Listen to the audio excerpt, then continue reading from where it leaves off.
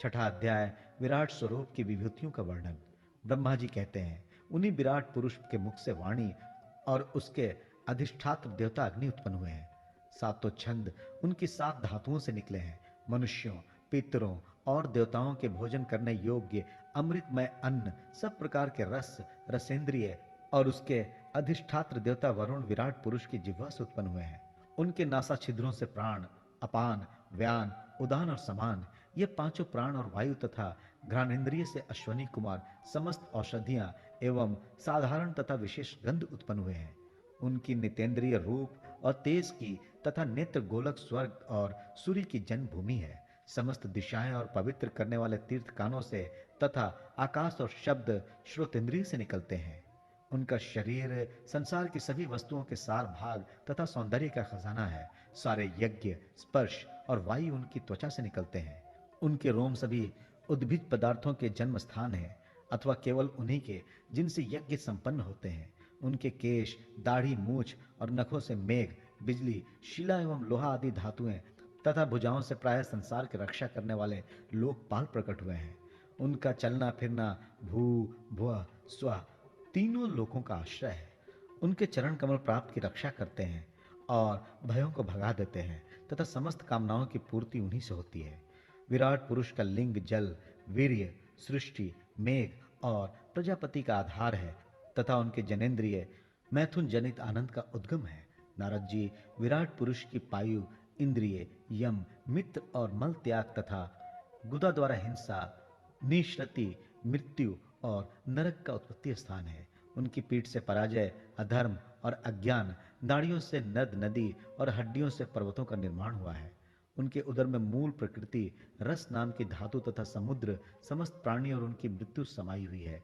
उनका हृदय ही मन की जन्मभूमि है।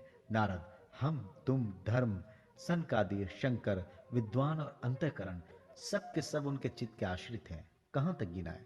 मैं, तुम, तुम्हारे बड़े भाई सनकादि, शंकर, देवता, दैत्य, मनुष्य, नाग, पक्षी, मृग, रेंगने वाले जंतु, गंधर्व, अप्सराएं, यक्ष, राक्षस, भूत, प्रेत, सर्प, पशु, पितर, सिद्ध, विद्याधर, चारण, वृक्ष और भी नाना प्रकार के जीव जो आकाश जल या स्थल में रहते हैं, ग्रह, नक्षत्र, केतु, पुच्छल तारे, तारे, बिजली और बादल, ये सब के सब विराट पुरुष ही हैं।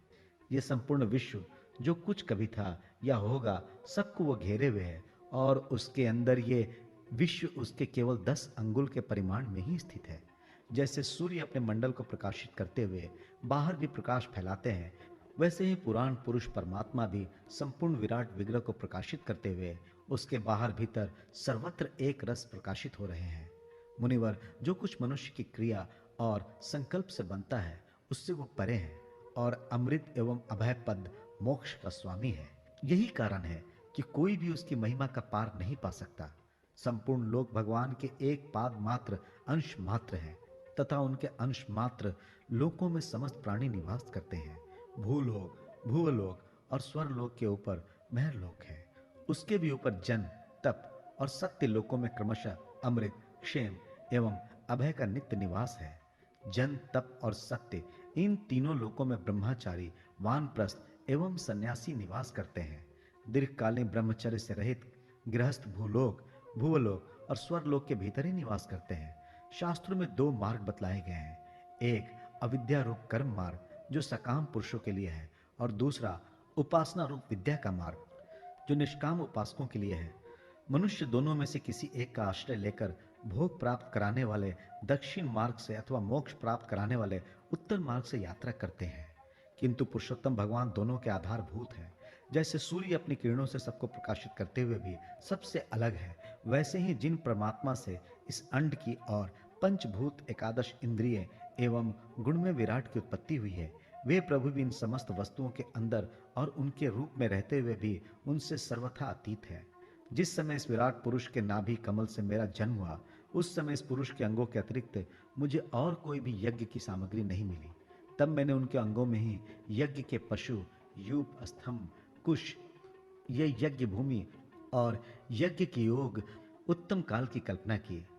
ऋषि श्रेष्ठ, यज्ञ के लिए आवश्यक पात्र आदि वस्तुएं, जौ, चावल आदि औषधियां, घृत आदि स्नेह पदार्थ, छह रस, लोहा, मिट्टी, जल, ऋक, यजु, साम, चातु, होत्र, यज्ञों के नाम, मंत्र, दक्षिणा, व्रत, देवताओं के नाम, पद्धति, ग्रंथ, संकल्प, तंत्र, अनुष्ठान की रीति, गति, मति, श्रद्धा, प्रायश्चित और समर्पण, ये समस्त यज्ञ सामग्री मैंने विराट पुरुष के अंगों से ही इकट्ठी की।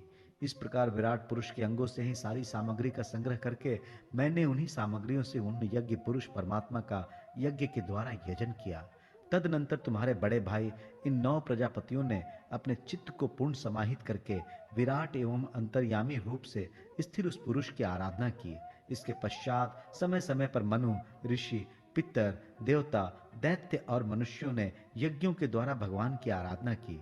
नारद, इस संपूर्ण विश्व उन्हीं भगवान नारायण में स्थित है, जो स्वयं तो प्राकृतिक गुणों से रहित है, परंतु सृष्टि के प्रारंभ में माया के द्वारा बहुत से गुण ग्रहण कर लेते हैं। उन्हीं की प्रेरणा से मैं संसार की रचना करता हूँ। उन्हीं के अधीन होकर रुद्र इसका संहार करते हैं और वह स्वयं ही विष्णु के रूप से इसका पालन करते हैं, क्योंकि उन्होंने सत्व, रज और तम की तीनों शक्तियां स्वीकार कर रखी है। बेटा, जो कुछ तुमने मुझसे पूछा था उसका उत्तर मैंने तुम्हें दे दिया। भाव या अभाव, कार्य या कारण के रूप में ऐसी कोई भी वस्तु नहीं है जो भगवान से भिन्न हो। प्यारे नारद, मैं प्रेम पूर्ण एवं उत्कंठित हृदय से भगवान के स्मरण में मग्न रहता हूँ। इसी से मेरी वाणी कभी असत्य नहीं होती दिखती, मेरा मन कभी असत्य संकल्प नहीं करता और मेरी इंद्रियां भी कभी मर्यादा का उल्लंघन करके कुमार्ग में नहीं जाती। मैं वेद मूर्ति हूँ, मेरा जीवन तपस्या में है। बड़े बड़े प्रजापति मेरी वंदना करते हैं और मैं उनका स्वामी हूँ। पहले मैंने बड़ी निष्ठा से योग्य का सर्वांग अनुष्ठान किया था, परंतु मैं अपने मूल कारण परमात्मा के स्वरूप को नहीं जान सका, क्योंकि वे तो एकमात्र भक्ति से ही प्राप्त होते हैं। मैं तो परम मंगलमय एवं शरण आए हुए भक्तों को जन्म मृत्यु से छुड़ाने वाले परम कल्याण स्वरूप भगवान के चरणों को ही नमस्कार करता हूँ। उनकी माया की शक्ति अपार है। जैसे आकाश अपने अंत को नहीं जानता, वैसे ही वे भी अपनी महिमा का विस्तार नहीं जानते। ऐसी स्थिति में दूसरे तो उसका पार पा ही कैसे सकते हैं।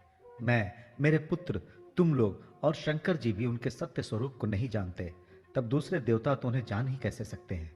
हम सब इस प्रकार मोहित हो रहे हैं कि उनकी माया के द्वारा रचे हुए जगत को ठीक ठाक नहीं समझ सकते, अपनी अपनी बुद्धि के अनुसार ही अटकल लगाते हैं। हम लोग केवल जिनके अवतार की लीलाओं का गान ही करते रहते हैं, उनके तत्व को नहीं जानते। उन भगवान के श्री चरणों में मैं नमस्कार करता हूँ। वे अजन्मा एवं पुरुषोत्तम है। प्रत्येक कल्प में वे स्वयं अपने आप में अपने आप की ही सृष्टि करते हैं, रक्षा करते हैं एवं संहार करते हैं। वे माया के लेश से रहित केवल ज्ञान स्वरूप है और अंतरात्मा के रूप में एक रस स्थित है। वे तीनों काल में सत्य एवं परिपूर्ण है, ना उनका आदि है ना अंत। वे तीनों गुणों से रहित सनातन एवं अद्वितीय है।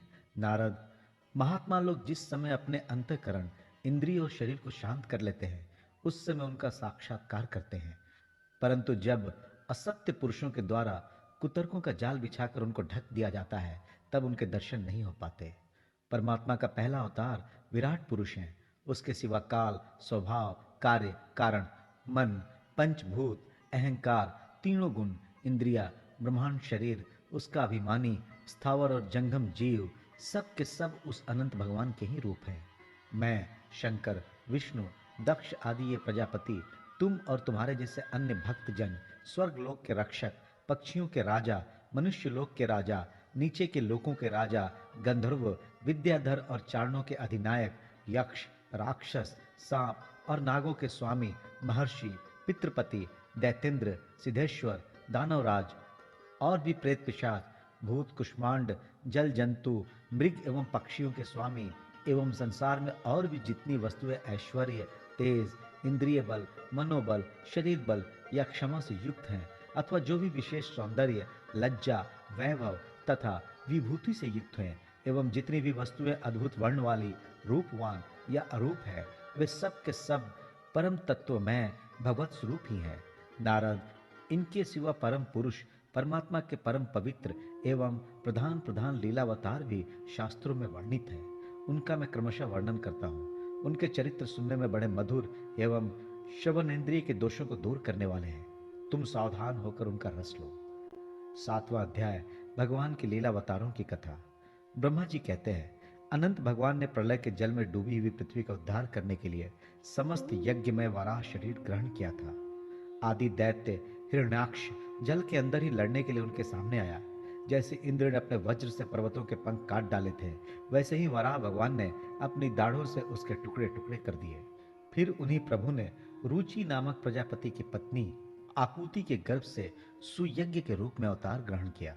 उस अवतार में उन्होंने दक्षिणा नाम की पत्नी से स्वयं नाम के देवताओं को उत्पन्न किया और तीनों लोकों के बड़े बड़े संकट हर लिए। इसी से स्वयंभू मनु ने उन्हें हरि के नाम से पुकारा। नारद, कदर्म प्रजापति के घर देवहूति के गर्भ से 9 बहनों के साथ भगवान ने कपिल के रूप में अवतार ग्रहण किया।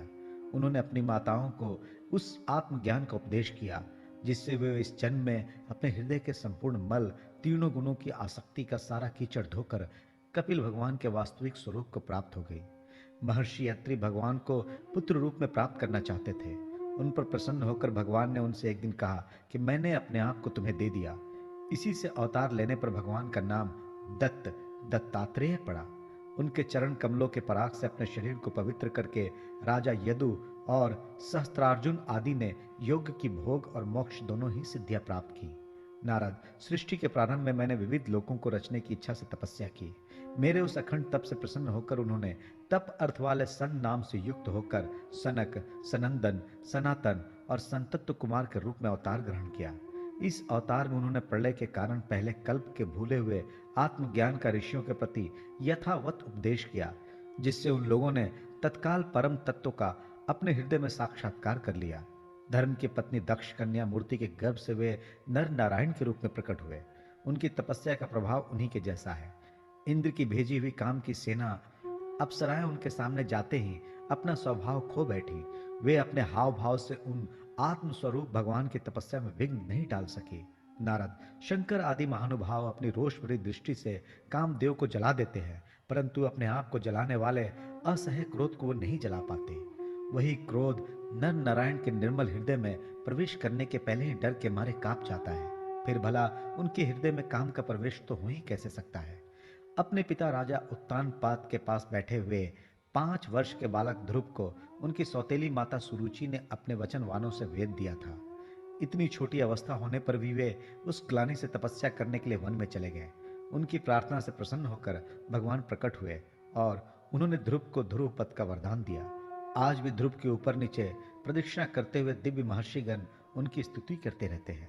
कुमारगामी वेन का ऐश्वर्य और पौरुष ब्राह्मणों के हुंकार रूपी वज्र से जलकर भस्म हो गया। वो नरक में गिरने लगा। ऋषियों की प्रार्थना पर भगवान ने उसके शरीर मंथन से पृथु के रूप में अवतार धारण कर उसे नरकों से उबारा और इस प्रकार पुत्र शब्द को चरितार्थ किया। उसी अवतार ने पृथ्वी को गाय बनाकर उन्होंने उससे जगत के लिए समस्त औषधियों का दोहन किया। राजा नाभि की पुत्री सुदेवी के गर्भ से भगवान ने ऋषभ देव के रूप में जन्म लिया। इस अवतार में समस्त आसक्तियों से रहित रहकर अपनी इंद्रियों और मन को अत्यंत शांत करके एवं अपने स्वरूप में स्थिर होकर समदर्शी के रूप में उन्होंने जड़ों की भांति योगचर्या का आचरण किया। इस स्थिति को महर्षि लोग परम हंसपद अथवा अवधूतचर्या कहते हैं। इसके बाद स्वयं उन्हीं यज्ञ पुरुष ने मेरे यज्ञ में स्वर्ण के समान कांति वाले है ग्रीव के रूप में अवतार ग्रहण किया। भगवान का वह विग्रह वेद में, यज्ञ में और सर्वदेव में है। उन्हीं की नासिका से श्वास के रूप में वेदवाणी प्रकट हुई। चाक्षुष मनवंतर के अंत में भावी मनु सत्यव्रत ने मत्स्य रूप में भगवान को प्राप्त किया था। उस समय पृथ्वी रूप नौका के आश्रय होने के कारण वे ही समस्त जीवों के आश्रय बने। प्रलय के उस भयंकर जल में मेरे मुख से गिरे हुए वेदों को लेकर वे उसी में विहार करते रहे। जब मुख्य मुख्य देवता और दानव अमृत की प्राप्ति के लिए क्षीर सागर को मत रहे थे, तब भगवान ने कच्छप के रूप में अपनी पीठ पर मंदराचल धारण किया। उस समय पर्वत के घूमने के कारण उसकी रगड़ से उनकी पीठ की खुजलाहट थोड़ी मिट गई, जिससे वे कुछ क्षणों तक सुख की नींद सो सके। देवताओं का महान भय मिटाने के लिए उन्होंने नरसिंह का रूप धारण किया। भड़कती हुई भौं और तीखी दाढ़ों से उनका मुख बड़ा भयावना लगता था। हिरण्यकशिपु उन्हें देखते ही हाथ में गदा लेकर उन पर टूट पड़ा। इस पर भगवान नरसिंह ने दूर से उसे पकड़कर अपनी जांघों पर डाल लिया और उसके छटपटाते रहने पर भी अपनी नखों से उसका पेट फाड़ डाला। बड़े भारी सरोवर में महाबली ग्राह ने गजेंद्र का पैर पकड़ लिया। जब बहुत थककर वो घबरा गया, तब उसने अपने सूंड में कमल लेकर भगवान को पुकारा, हे आदि पुरुष, हे समस्त लोगों के स्वामी, हे श्रवण मात्र से कल्याण करने वाले, उसकी पुकार सुनकर अनंत शक्ति भगवान चक्रपाणि गरुड़ की पीठ पर चढ़कर वहां आए और अपने चक्र से उन्होंने ग्राह का मस्तक उखाड़ डाला। इस प्रकार कृपा पर वश भगवान ने अपने शरणागत गजेंद्र की सूंड पकड़कर उस विपत्ति से उसका उद्धार किया। भगवान वामनादिति के पुत्रों में सबसे छोटे थे, परंतु गुणों की दृष्टि से वह सबसे बड़े थे, क्योंकि यज्ञ पुरुष भगवान ने इस अवतार में बलि के संकल्प छोड़ते ही संपूर्ण लोगों को अपने चरणों से ही नाप लिया था। वामन बनकर उन्होंने 3 पग पृथ्वी के बहाने बलि से सारी पृथ्वी तो ले ली, परंतु इससे यह बात सिद्ध कर दी कि सन्मार्ग पर चलने वाले पुरुषों को याचना के सिवा और किसी उपाय से समर्थ पुरुष भी अपने स्थान से नहीं हटा सकते, ऐश्वर्य से च्युत नहीं कर सकते। दैत्यराज बलि ने अपने सिर पर स्वयं वामन भगवान का चरणामृत धारण किया था। ऐसी स्थिति में उन्हें जो देवताओं के राजा इंद्र की पदवी मिली, इसमें कोई बलि का पुरुषार्थ नहीं था। अपने गुरु शुक्राचार्य के मना करने पर भी वे अपनी प्रतिज्ञा के विपरीत कुछ भी करने को तैयार नहीं हुए। और तो क्या, भगवान का तीसरा पग पूरा करने के लिए उनके चरणों में सिर रखकर उन्होंने अपने आप को भी समर्पित कर दिया। नारद, तुम्हारे अत्यंत प्रेम भाव से परम प्रसन्न होकर हंस के रूप में भगवान ने तुम्हें योग, ज्ञान और आत्म तत्व को प्रकाशित करने वाले भागवत धर्म का उपदेश किया। वो केवल भगवान के शरणागत भक्तों को ही सुगमता से प्राप्त होता है। वे ही भगवान स्वयं भू आदि मनवंतरों से मनु के रूप में अवतार लेकर मनु वंश की रक्षा करते हुए 10 दिशाओं में अपने सुंदर चक्र के समान तेज से बेरोक टोक निष्कंटक राज्य करते हैं। तीनों लोकों के ऊपर सत्य लोक तक उनके चरित्रों की कमनीय कीर्ति फैल जाती है और उसी रूप में वे समय समय पर पृथ्वी के भारभूत दुष्ट राजाओं का दमन भी करते रहते हैं। स्वनाम धन्य भगवान धन्वंतरी अपने नाम से ही बड़े बड़े रोगियों के रोग तत्काल नष्ट कर देते हैं। उन्होंने अमृत पिलाकर देवताओं को अमर कर दिया और दैत्यों के द्वारा हरण किए हुए उनके यज्ञ भाग उन्हें फिर से दिला दिए। उन्होंने ही अवतार लेकर संसार में आयुर्वेद का प्रवर्तन किया। जब संसार में ब्राह्मण द्रोही, आर्य मर्यादा का उल्लंघन करने वाले नारकीय क्षत्रिय अपने नाश के लिए ही दैववश बढ़ जाते हैं और पृथ्वी के कांटे बन जाते हैं, तब भगवान महाप्रक्रमी परशुराम के रूप में अवतीर्ण होकर अपनी तीखी धार वाले फरसे से 21 बार उनका संहार करते हैं। मायापति भगवान हम पर अनुग्रह करने के लिए अपनी कलाओं भरत, शत्रुघ्न और लक्ष्मण के साथ श्री राम के रूप में इक्ष्वाकु के वंश में अवतीर्ण होते हैं। इस अवतार में अपने पिता की आज्ञा का पालन करने के लिए अपनी पत्नी और भाई के साथ वे वन में निवास करते हैं। उसी समय उनसे विरोध करके रावण उनके हाथों मरता है।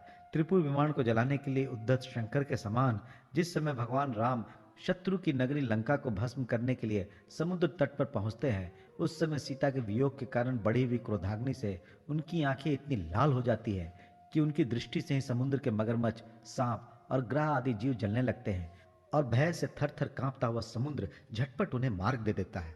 जब रावण की कठोर छाती से टकराकर इंद्र के वाहन ऐरावत के दांत चूर चूर होकर चारों ओर फैल गए थे, जिससे दिशाएं सफेद हो गई थी, तब दिग्विजय रावण घमंड से फूलकर हंसने लगा था।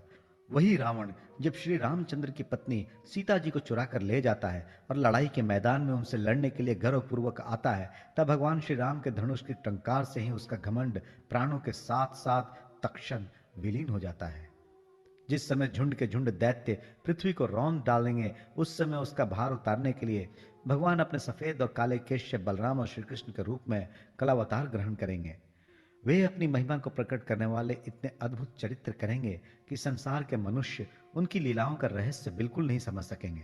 बचपन में ही पुतना के प्राण हर लेना, 3 महीने की अवस्था में पैर उछालकर बड़ा भारी छकट उलट देना और घुटनों के बल चलते चलते आकाश को छूने वाले यमलार्जुन वृक्षों के बीच में जाकर उन्हें उखाड़ डालना, ये सब ऐसे कर्म हैं जिन्हें भगवान के सिवा और कोई नहीं कर सकता।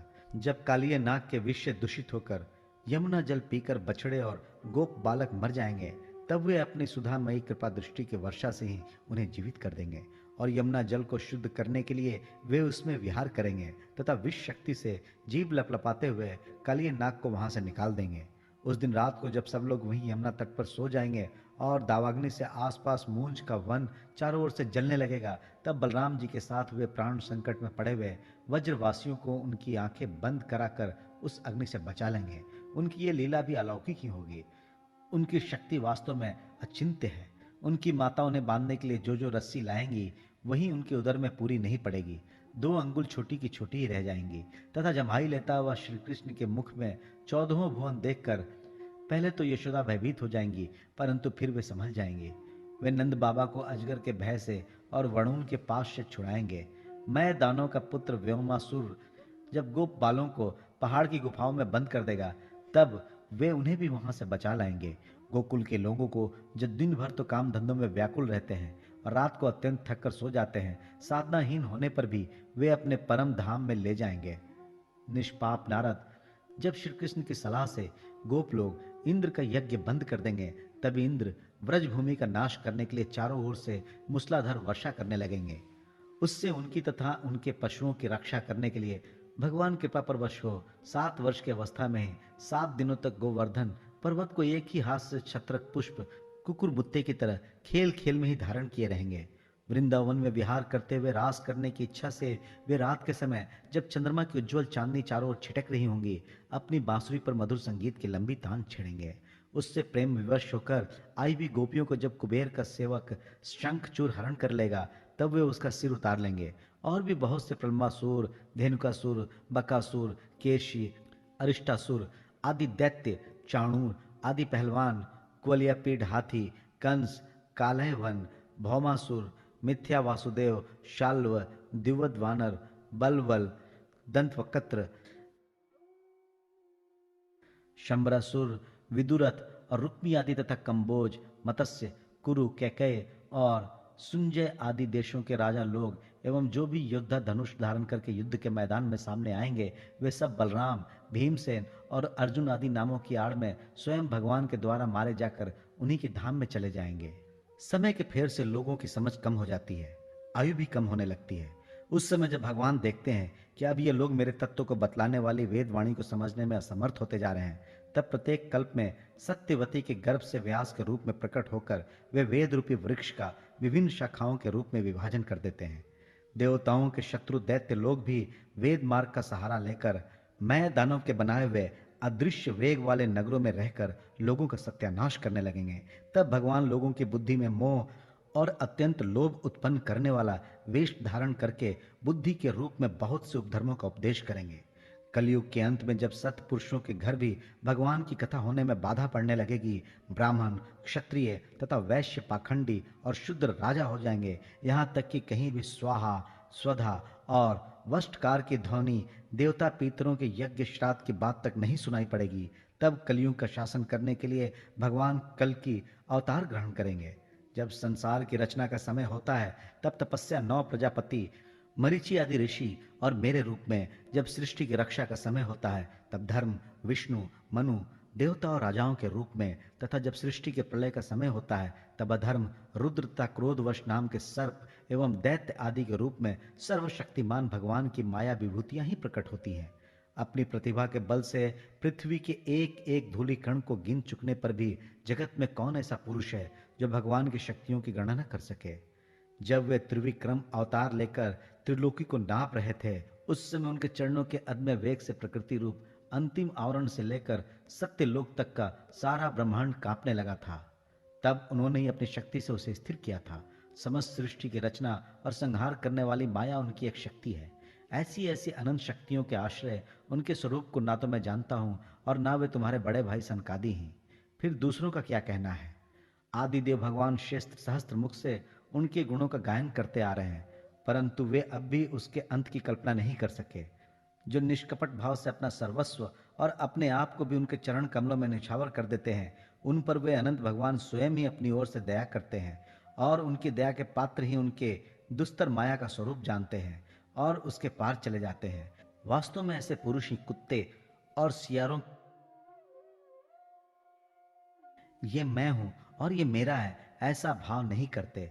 प्यारे नारद, परम पुरुष की उस योग माया को तो मैं जानता हूं, तथा तुम लोग भगवान शंकर, दैत्य कुल भूषण प्रहलाद, शत्रुपा मनु, मनुपुत्र प्रिय व्रत आदि प्राचीन ब्रही ऋभु और ध्रुव भी जानते हैं। इनके सिवाय इक्ष्वाकु, पुरुरवा, मुचुकुंद, जनक, गाधी, रघु, आम्बरीश, सगर, गय, ययाति आदि तथा मानधाता, अलर्क, शतधन्वा, अनु, रंतिदेव, भीष्म, बलि, अमृतरय, दिलीप, सौभरी, उत्तंक, शिवी, देवल, पिपलाद, सारस्वत, उद्धव, पराशर, भूरिशेण एवं विभीषण, हनुमान, सुखदेव, अर्जुन, अष्टिशेण, विदुर और ऋतुदेव आदि महात्मा भी जानते हैं। जिन्हें भगवान के प्रेमी भक्तों का सा स्वभाव बनाने की शिक्षा मिली है, वे स्त्री, शूद्र, हूण, भील और पाप के कारण पशु पक्षी आदि योनियों में रहने वाले भी भगवान की माया का रहस्य जान लेते हैं और इस संसार सागर से सदा के लिए पार हो जाते हैं। फिर जो लोग वैदिक सदाचार का पालन करते हैं, उनके संबंध में तो कहना ही क्या है। परमात्मा का वास्तविक स्वरूप एक रस, शांत, अभय एवं केवल ज्ञान स्वरूप है।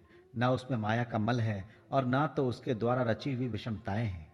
वह सत्य और असत दोनों से परे है। किसी भी वैदिक या लौकिक शब्द की वहां तक पहुंच नहीं है। अनेक प्रकार के साधनों से संपन्न होने वाले कर्मों का फल भी वहां तक नहीं पहुंच सकता। और तो क्या, स्वयं माया भी उसके सामने नहीं जा पाती, लजाकर भाग खड़ी होती है। परम पुरुष भगवान का वही परम पद है। महात्मा लोग उसी का शोक रहित अनंत आनंद स्वरूप ब्रह्म के रूप में साक्षात्कार करते हैं। संयमशील पुरुष उसी में अपने मन को समाहित करके स्थित हो जाते हैं। जैसे इंद्र स्वयं मेघ रूप से विद्यमान होने के कारण जल के लिए कुआं खोदने की कुदाल नहीं रखते, वैसे ही वे भेद दूर करने वाले ज्ञान साधनों को भी छोड़ देते हैं। समस्त कर्मों के फल भी भगवान ही देते हैं, क्योंकि मनुष्य अपने स्वभाव के अनुसार जो शुभ कर्म करता है वह सब उन्हीं की प्रेरणा से होता है। इस शरीर में रहने वाले पंचभूतों के अलग अलग हो जाने पर जब ये शरीर नष्ट हो जाता है, तब भी इसमें रहने वाला अजन्मा पुरुष आकाश के समान नष्ट नहीं होता। बेटा नारद, संकल्प से विश्व की रचना करने वाले षडैश्वर संपन्न श्री हरि का मैंने तुम्हारे सामने संक्षेप में वर्णन किया। जो कुछ कार्य कारण अथवा भाव अभाव है, वो सब भगवान से भिन्न नहीं है। फिर भी भगवान तो इससे पृथक भी हैं ही। भगवान ने मुझे जो उपदेश किया था वो यही भागवत है। इसमें भगवान की विभूतियों का संक्षिप्त वर्णन है। तुम इसका विस्तार करो। जिस प्रकार सबके आश्रय एवं सर्वस्वरूप भगवान श्री हरि में लोगों की प्रेममयी भक्ति हो, ऐसा निश्चित करके इसका वर्णन करें। जो पुरुष भगवान की अचिंत्य शक्ति माया का वर्णन या दूसरे के द्वारा किए हुए वर्णन का अनुमोदन करते हैं अथवा श्रद्धा के साथ नित्य श्रवण करते हैं, उनका चित्त माया से कभी मोहित नहीं होता। 8वां अध्याय, राजा परीक्षित के विविध प्रश्न। राजा परीक्षित ने कहा, भगवान आप वेद वेत्ताओं में श्रेष्ठ हैं। मैं आपसे यह जानना चाहता हूं कि जब ब्रह्मा जी ने निर्गुण भगवान के गुणों का वर्णन करने के लिए नारद जी को आदेश दिया, तब उन्होंने किन किन को किस रूप में उपदेश किया। एक तो अचिंत्य शक्तियों के आश्रय भगवान की कथाएं ही लोगों को परम मंगल करने वाली है। दूसरे देवर्षि नारद का सबको भागवत दर्शन कराने का स्वभाव है। अवश्य आप उनकी बातें मुझे सुनाइए। महाभाग्यवान सुखदेव जी, आप मुझे ऐसा उपदेश कीजिए कि मैं अपने आसक्ति रहित मन को सर्वात्मा भगवान श्री कृष्ण में तन्मय करके अपना शरीर छोड़ सकूं। जो लोग उनकी लीलाओं का श्रद्धा के साथ नित्य श्रवण और कथन करते हैं, उनके हृदय में थोड़े ही समय में भगवान प्रकट हो जाते हैं। श्री कृष्ण कान के छिद्रों द्वारा अपने भक्तों के भाव में हृदय कमल पर जाकर बैठ जाते हैं और जैसे शरद ऋतु जल का गंदलापन मिटा देती है, वैसे ही वे भक्तों के मनोमल का नाश कर देते हैं। जिसका हृदय शुद्ध हो जाता है, वह श्री कृष्ण के चरण कमलों को एक क्षण के लिए भी नहीं छोड़ता। जैसे मार्ग के समस्त क्लेशों से छूटकर घर आया हुआ पथिक अपने घर को नहीं छोड़ता। भगवान, जीव का पंचभूतों के साथ कोई संबंध नहीं है, फिर भी इसका शरीर पंचभूतों से ही बनता है। तो क्या स्वभाव से ही ऐसा होता है अथवा किसी कारणवश? आप इस बात का मर्म पूर्ण रीति से जानते हैं। आपने बतलाया कि भगवान की नाभि से वह कमल प्रकट हुआ जिसमें लोगों की रचना हुई। ये जीव अपने सीमित अवयवों से जैसे परिच्छिन्न है, वैसे ही अपने परमात्माओं को भी सीमित अवयवों से परिच्छिन्न सा वर्णन किया है। ये क्या बात है? जिनकी कृपा से सर्वभूत में ब्रह्मा जी प्राणियों की सृष्टि करते हैं, जिनके नाभि कमल से पैदा होने पर भी जिनकी कृपा से ही ये उनके रूप का दर्शन कर सके थे, वे संसार की स्थिति, उत्पत्ति और प्रलय के हेतु सर्वंतर्यामी और माया के स्वामी परम पुरुष परमात्मा अपनी माया का त्याग करके किस में किस रूप में शयन करते हैं। पहले आपने बतलाया था कि विराट पुरुष के अंगों से लोक और लोकपालों की रचना हुई, और फिर यह भी बतलाया कि लोक और लोकपालों के रूप में उसके अंगों की कल्पना हुई। ये दोनों बातों का तात्पर्य क्या है? महाकल्प और उनके अंतर्गत अवान्तर कल्प कितने हैं? भूत, भविष्यत और वर्तमान काल का अनुमान किस प्रकार किया जाता है? क्या स्थूल देहाभिमानी जीवों की आयु भी बंधी हुई है? ब्राह्मण श्रेष्ठ, काल की सूक्ष्म गति त्रुटि आदि और स्थूल गति वर्ष आदि किस प्रकार से जानी जाती है? विविध कर्मों से जीवों की कितनी और कैसी गतियां होती है? देव, मनुष्य आदि योनियां सत्व, रज, तम इन 3 गुणों के फलस्वरूप ही प्राप्त होती है। उनको चाहने वाले जीवों में से कौन कौन किस किस योनि को प्राप्त करने के लिए किस किस प्रकार से कौन कौन कर्म स्वीकार करते हैं। पृथ्वी, पाताल, दिशा, आकाश, ग्रह, नक्षत्र, पर्वत, नदी, समुद्र, द्वीप और उनमें रहने वाले जीवों की उत्पत्ति कैसे होती है। ब्रह्मांड का परिमाण भीतर और बाहर दोनों प्रकार से बतलाइए। साथ ही महापुरुषों के चरित्र, वर्णाश्रम के भेद और उनके धर्म का निरूपण कीजिए। युगों के भेद, उनके परिणाम और उनके अलग अलग धर्म तथा भगवान के विभिन्न अवतारों के परम आश्चर्यमय चरित्र भी बतलाइए। मनुष्यों के साधारण और विशेष धर्म कौन कौन से हैं। विभिन्न व्यवसाय वाले लोगों के, राजर्षियों के और विपत्ति में पड़े हुए लोगों के धर्म का भी उपदेश कीजिए।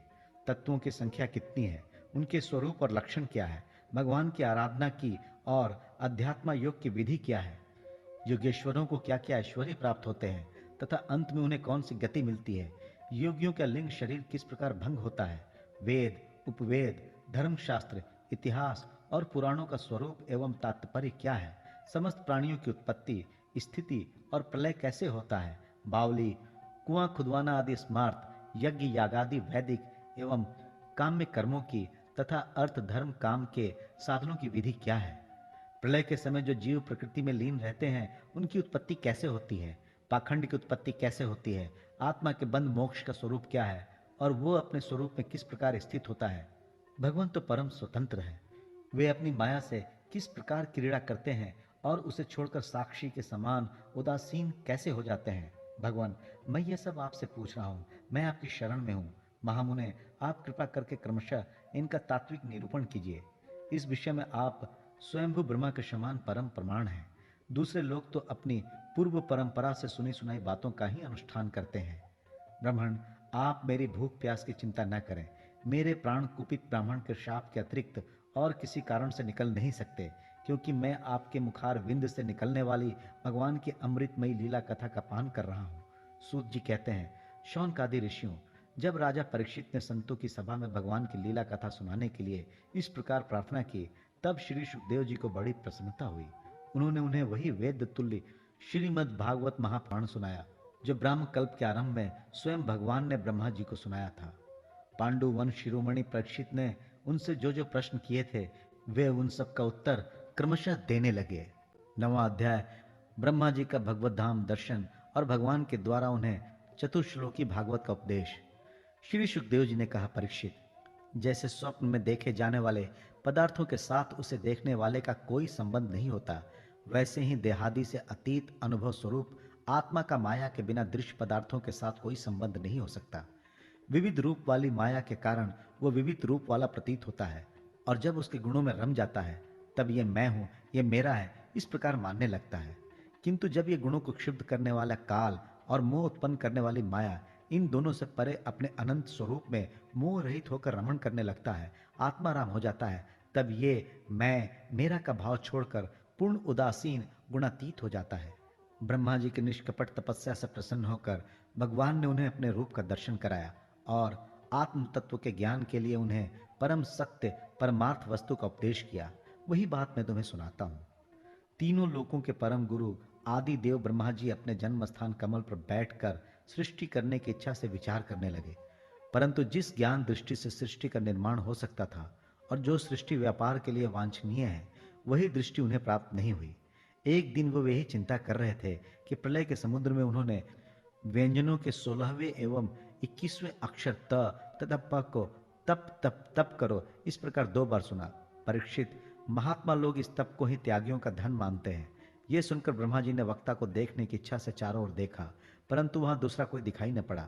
वे अपने कमल पर बैठ गए और मुझे तप करने की प्रत्यक्ष आज्ञा मिली है, ऐसा निश्चय कर और उसी में अपना हित समझकर उन्होंने अपने मन को तपस्या में लगा दिया। ब्रह्मा जी तपस्वियों में सबसे बड़े तेज तपस्वी हैं। उनका ज्ञान अमोघ है।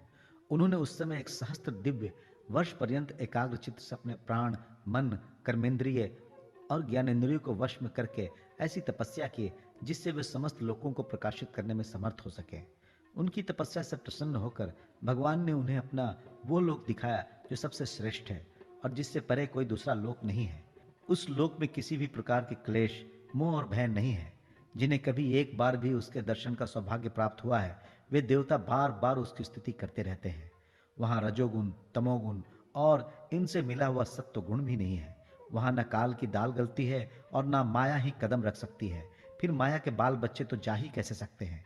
वहां भगवान के वह पार्षद निवास करते हैं जिनका पूजन देवता और दैत्य दोनों ही करते हैं। उनका उज्जवल आभा से युक्त श्याम शरीर, शतदल कमल के समान कोमल नेत्र और पीले रंग के वस्त्र से शोभायमान है। अंग अंग से राशि राशि सौंदर्य बिखरता रहता है। वे कोमलता की मूर्ति हैं। सभी की चार चार भुजाएं हैं। वे स्वयं तो अत्यंत तेजस्वी हैं ही, मणि जटित स्वर्ण के प्रभा में आभूषण भी धारण किए रहते हैं। उनकी छवि मूंगे, वैदुर्य मणि और कमल के उज्जवल तंतु के समान है। उनके कानों में कुंडल, मस्तक पर मुकुट और कंठ में मालाएं शोभायमान है। जिस प्रकार आकाश बिजली सहित बादलों से शोभायमान होता है, वैसे ही वो लोक मनोहर कामनियों की कांति से युक्त महात्माओं के दिव्य तेजोमय विमानों से स्थान स्थान पर सुशोभित होता रहता है। उस वैकुंठ लोक में लक्ष्मी जी सुंदर रूप धारण करके अपनी विविध विभूतियों के द्वारा भगवान के चरण कमलों की अनेकों प्रकार से सेवा करती रहती हैं। कभी कभी जब वे झूले पर बैठकर अपने प्रियतम भगवान की लीलाओं का गायन करने लगती हैं, तब उनके सौंदर्य और सुरभि सुन्मत होकर भौरे स्वयं उन लक्ष्मी जी का गुणगान करने लगते हैं। ब्रह्मा जी ने देखा कि उस दिव्य लोक में समस्त भक्तों के रक्षक लक्ष्मीपति, यज्ञपति और विश्वपति भगवान विराजमान हैं। सुनंद, नंद, प्रबल और अहर्ण आदि मुख्य मुख्य पार्षदगण उन प्रभु की सेवा कर रहे हैं। उनका मुख कमल प्रसाद मधुर मुस्कान से युक्त है। आंखों में लाल लाल डोरियां हैं। बड़ी मोहक और मधुर चितवन है। ऐसा जान पड़ता है कि अभी अभी अपने प्रेमी भक्त को अपना सर्वस्व दे देंगे। सिर पर मुकुट, कानों में कुंडल और कंधे पर पीतांबर जगमगा रहे हैं। वक्षस्थल पर एक सुनहरी रेखा के रूप में श्री लक्ष्मी जी विराजमान है और सुंदर चार भुजाएं हैं। वे एक सर्वोत्तम और बहुमूल्य आसन पर विराजमान है। पुरुष, प्रकृति, महतत्व, अहंकार, मन, 10 इंद्रिय, शब्दादि 5 तन्मात्राएं और पंचभूत, ये 25 शक्तियां मूर्तिमान होकर उनके चारों ओर खड़ी है। समय, ऐश्वर्य, धर्म, कीर्ति, श्री, ज्ञान और वैराग्य, इन 6 नित्य सिद्ध स्वरूप भूत शक्तियों से वे सर्वदा युक्त रहते हैं। उनके अतिरिक्त और कहीं भी ये नित्य रूप से निवास नहीं करती। वे सर्वेश्वर प्रभु अपने नित्य आनंदमय स्वरूप में ही नित्य निरंतर निमग्न रहते हैं। उनका दर्शन करते ही ब्रह्मा जी का हृदय आनंद के उद्रेक से लबलबा भर गया। शरीर पुलकित हो उठा, नेत्रों में प्रेमाश्रु छलक आए। ब्रह्मा जी ने भगवान के उन चरण कमलों में जो परम हंसों के निवृत्ति मार्ग से प्राप्त हो सकते हैं, सिर झुकाकर प्रणाम किया। ब्रह्मा जी के प्यारे भगवान अपने प्रिय ब्रह्मा को प्रेम और दर्शन के आनंद में निमग्न, शरणागत तथा प्रजा सृष्टि के लिए आदेश देने के योग्य देखकर बहुत प्रसन्न हुए। उन्होंने ब्रह्मा जी से हाथ मिलाया तथा मंद मुस्कान से अलंकृत वाणी में कहा। श्री भगवान ने कहा, ब्रह्मा जी, तुम्हारे हृदय में तो समस्त वेदों का ज्ञान विद्यमान है। तुमने सृष्टि रचना की इच्छा से चिरकाल तक तपस्या करके मुझे भली भांति संतुष्ट कर दिया है। मन में कपट रखकर योग साधन करने वाले मुझे कभी प्रसन्न नहीं कर सके। तुम्हारा कल्याण हो, तुम्हारी जो अभिलाषा हो वही वर मुझसे मांग लो, क्योंकि मैं मुंह मांगी वस्तु देने में समर्थ हूँ। ब्रह्मा जी, जीव के समस्त कल्याणकारी साधनों का विश्राम, पर्यवसान मेरे दर्शन में ही है। तुमने मुझे देखे बिना ही उसे सूने जल में मेरी वाणी सुनकर इतनी घोर तपस्या की है। इसी से मेरी इच्छा से तुम्हें मेरे लोक का दर्शन हुआ है। तुम उस समय सृष्टि रचना का कर्म करने में किंग कर्तव्य विमूढ़ हो रहे थे। इसी से मैंने तुम्हें तपस्या करने की आज्ञा दी थी, क्योंकि निष्पाप तपस्या मेरा हृदय है और मैं स्वयं तपस्या का आत्मा हूँ। मैं तपस्या से ही संसार की सृष्टि करता हूँ, तपस्या से ही इसका धारण पोषण करता हूँ और फिर तपस्या से ही इसे अपने में लीन कर लेता हूँ। तपस्या मेरी एक दुर्लभ शक्ति है। ब्रह्मा जी ने कहा, भगवान, आप समस्त प्राणियों के अंतःकरण में साक्षी रूप में विराजमान रहते हैं। आप अपने अप्रतिहित ज्ञान से यह जानते ही हैं कि मैं क्या करना चाहता हूँ। नाथ, आप कृपा करके मुझ याचक की यह मांग पूरी कीजिए कि मैं रूप रहित आपके सगुण और निर्गुण दोनों ही रूपों को जान सकूं। आप माया के स्वामी हैं। आपका संकल्प कभी व्यर्थ नहीं होता। जैसे मकड़ी अपने मुंह से जाला निकालकर उसमें क्रीड़ा करती है और फिर उसे अपने में लीन कर लेती है, वैसे ही आप अपनी माया का आश्रय लेकर इस विविध शक्ति संपन्न जगत की उत्पत्ति, पालन और संहार करने के लिए अपने आप को ही अनेक रूपों में बना देते हैं और क्रीड़ा करते हैं। इस प्रकार आप कैसे करते हैं, इस मर्म को मैं जान सकूं, ऐसा ज्ञान आप मुझे दीजिए। आप मुझ पर ऐसी कृपा कीजिए कि मैं सजग रहकर सावधानी से आपकी आज्ञा का पालन कर सकूं और सृष्टि की रचना करते समय भी कर्तापन आदि के अभिमान से बंध न जाऊं। प्रभु, आपने एक मित्र के समान हाथ पकड़कर मुझे अपना मित्र स्वीकार किया है, अतः जब मैं आपकी इस सेवा सृष्टि रचना में लगूं और सावधानी से पूर्व सृष्टि के गुण कर्मानुसार जीवों का विभाजन करने लगूं, तब कहीं अपने को जन्म कर्म से स्वतंत्र मानकर प्रबल अभिमान न कर बैठूं। श्री भगवान ने कहा, अनुभव, प्रेमा भक्ति और साधनों से युक्त अत्यंत गोपनीय अपने स्वरूप का ज्ञान मैं तुम्हें कहता हूं, तुम उसे ग्रहण करो। मेरा जितना विस्तार है, मेरा जो लक्षण है, मेरे जितने और जैसे रूप गुण और लीलाएं हैं, मेरी कृपा से तुम उनका तत्व ठीक ठीक वैसा ही अनुभव करो। सृष्टि के पूर्व केवल मैं ही था, मेरे अतिरिक्त न स्थूल था, न सूक्ष्म, और न तो दोनों का कारण अज्ञान। जहां यह सृष्टि नहीं है, वहां मैं ही मैं हूं, और इस सृष्टि के रूप में जो कुछ प्रतीत हो रहा है वो भी मैं ही हूं, और जो कुछ बचा रहेगा वो भी मैं ही हूं। वास्तव में ना होने पर भी जो कुछ अनिवर्चनीय वस्तु मेरे अतिरिक्त मुझ परमात्मा में दो चंद्रमाओं की तरह मिथ्या ही प्रतीत हो रही है, अथवा विद्यमान होने पर भी आकाश मंडल के नक्षत्रों में राहु की भांति जो मेरी प्रतीत नहीं होती, इसे मेरी माया समझना चाहिए।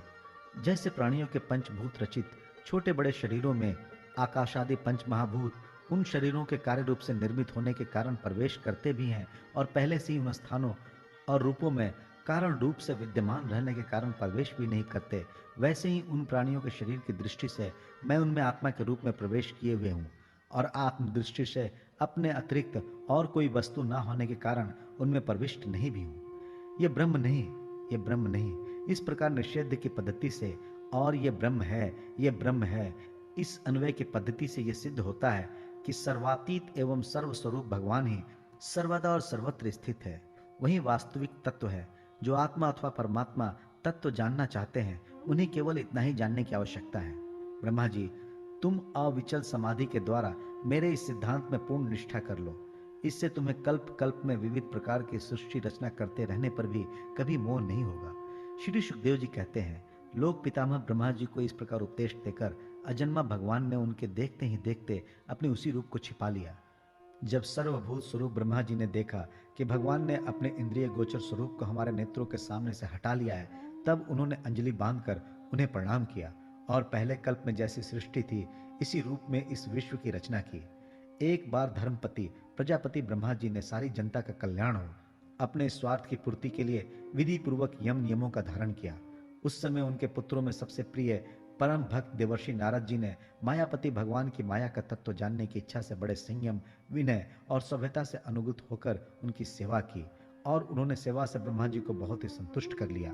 परीक्षित, जब देवर्षि नारद ने देखा कि मेरे लोक पितामह पिताजी मुझ पर प्रसन्न हैं, तब उन्होंने उनसे यही प्रश्न किया जो तुम मुझसे कर रहे हो। उनके प्रश्न से ब्रह्मा जी और भी प्रसन्न हुए।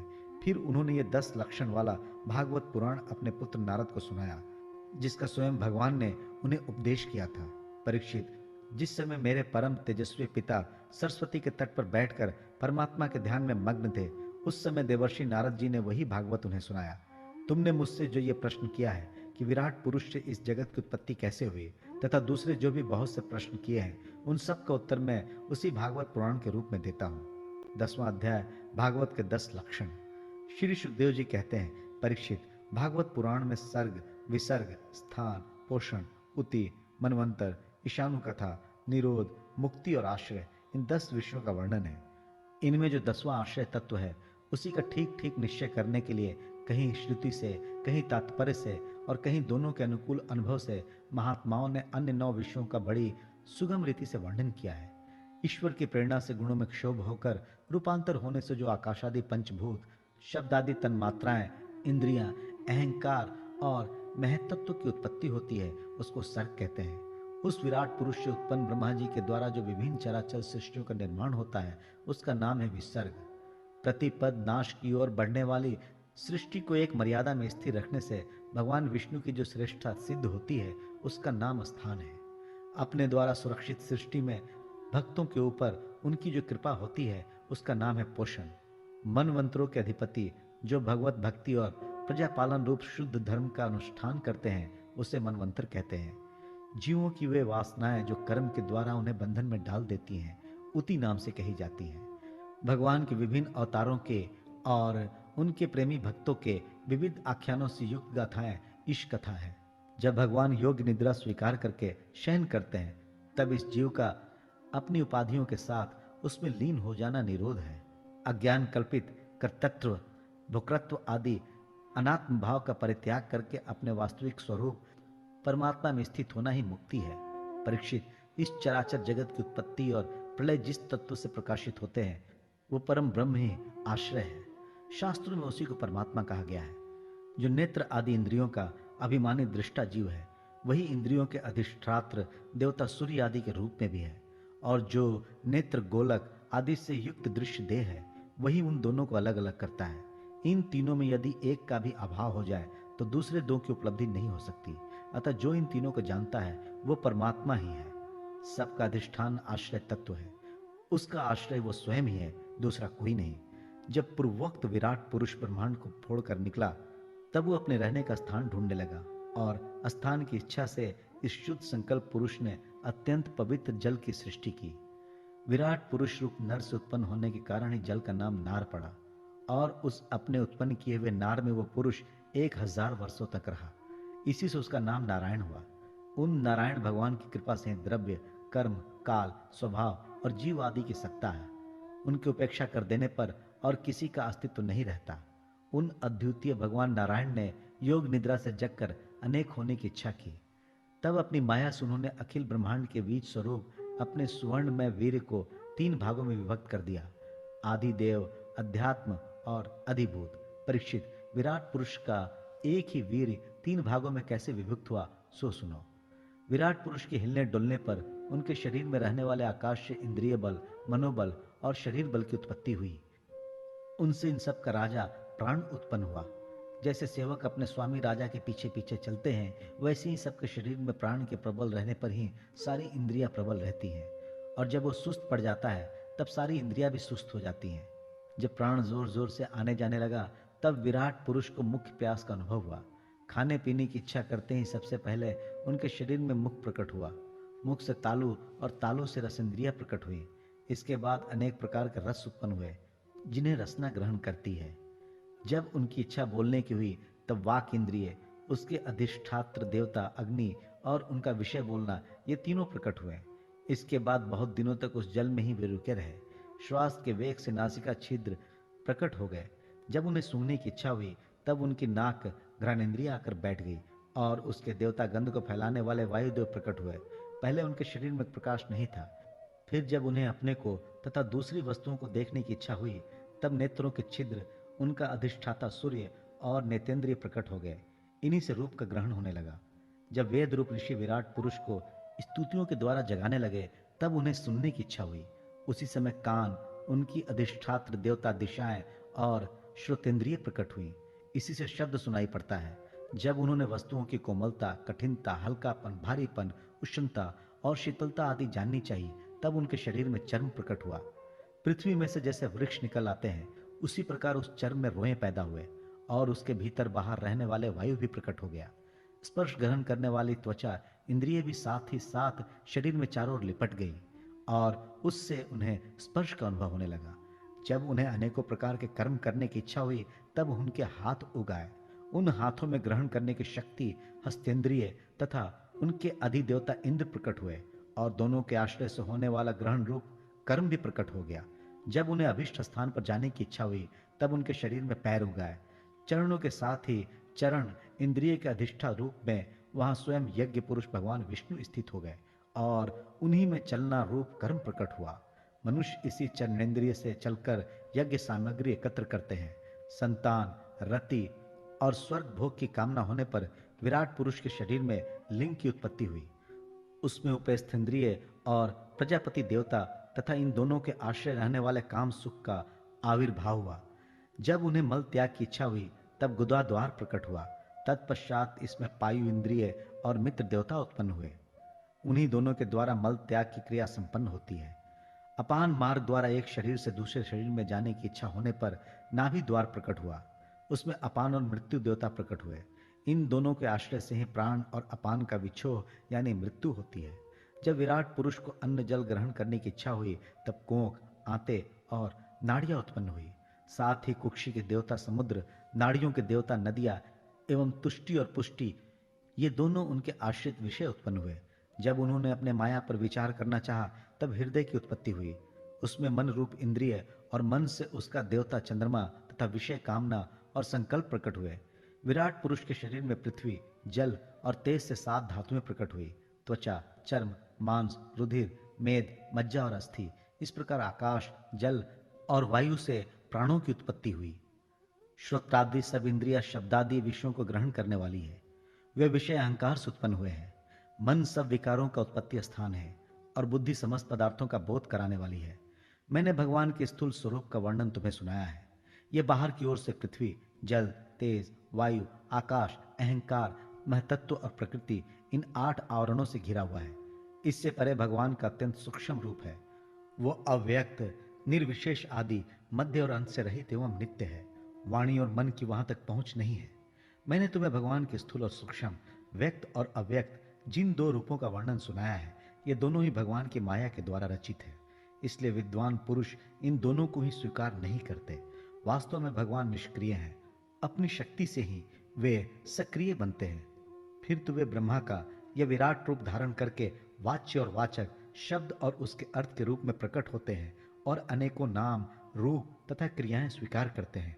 परीक्षित, प्रजापति, मनु, देवता, ऋषि, पितर, सिद्ध, चारण, गंधर्व, विद्याधर, असुर, यक्ष, किन्नर, अप्सराएं, नाग, सर्प, किमपुरुष, उरग, मातृकाय, राक्षस, पिशाच, प्रेत, भूत, विनायक, कुष्मांड, उन्माद, वेताल, यातुधान, ग्रह, पक्षी, मृग, पशु, वृक्ष, पर्वत, सरीसृप इत्यादि जितने भी संसार में नाम रूप हैं, सब भगवान के ही हैं। संसार में चर और अचर भेद से 2 प्रकार के तथा जरायुज, अंडज, स्वदेज और उदिब्ज भेद से 4 प्रकार के जितने भी जलचर, थलचर तथा आकाशचारी प्राणी हैं, सब के सब शुभ, अशुभ और मिश्रित कर्मों के तदनुरूप फल हैं। सत्व की प्रधानता से देवता, रजोगुण की प्रधानता से मनुष्य और तमोगुण की प्रधानता से नारकीय योनियां मिलती है। इन गुणों में जब एक गुण दूसरे 2 गुणों से अभिभूत हो जाता है, तब प्रत्येक गति के 3-3 भेद और हो जाते हैं। वे भगवान जगत के धारण पोषण के लिए धर्म में विष्णु रूप स्वीकार करके देवता, मनुष्य और पशु पक्षी आदि रूपों में अवतार लेते हैं तथा विश्व का पालन पोषण करते हैं।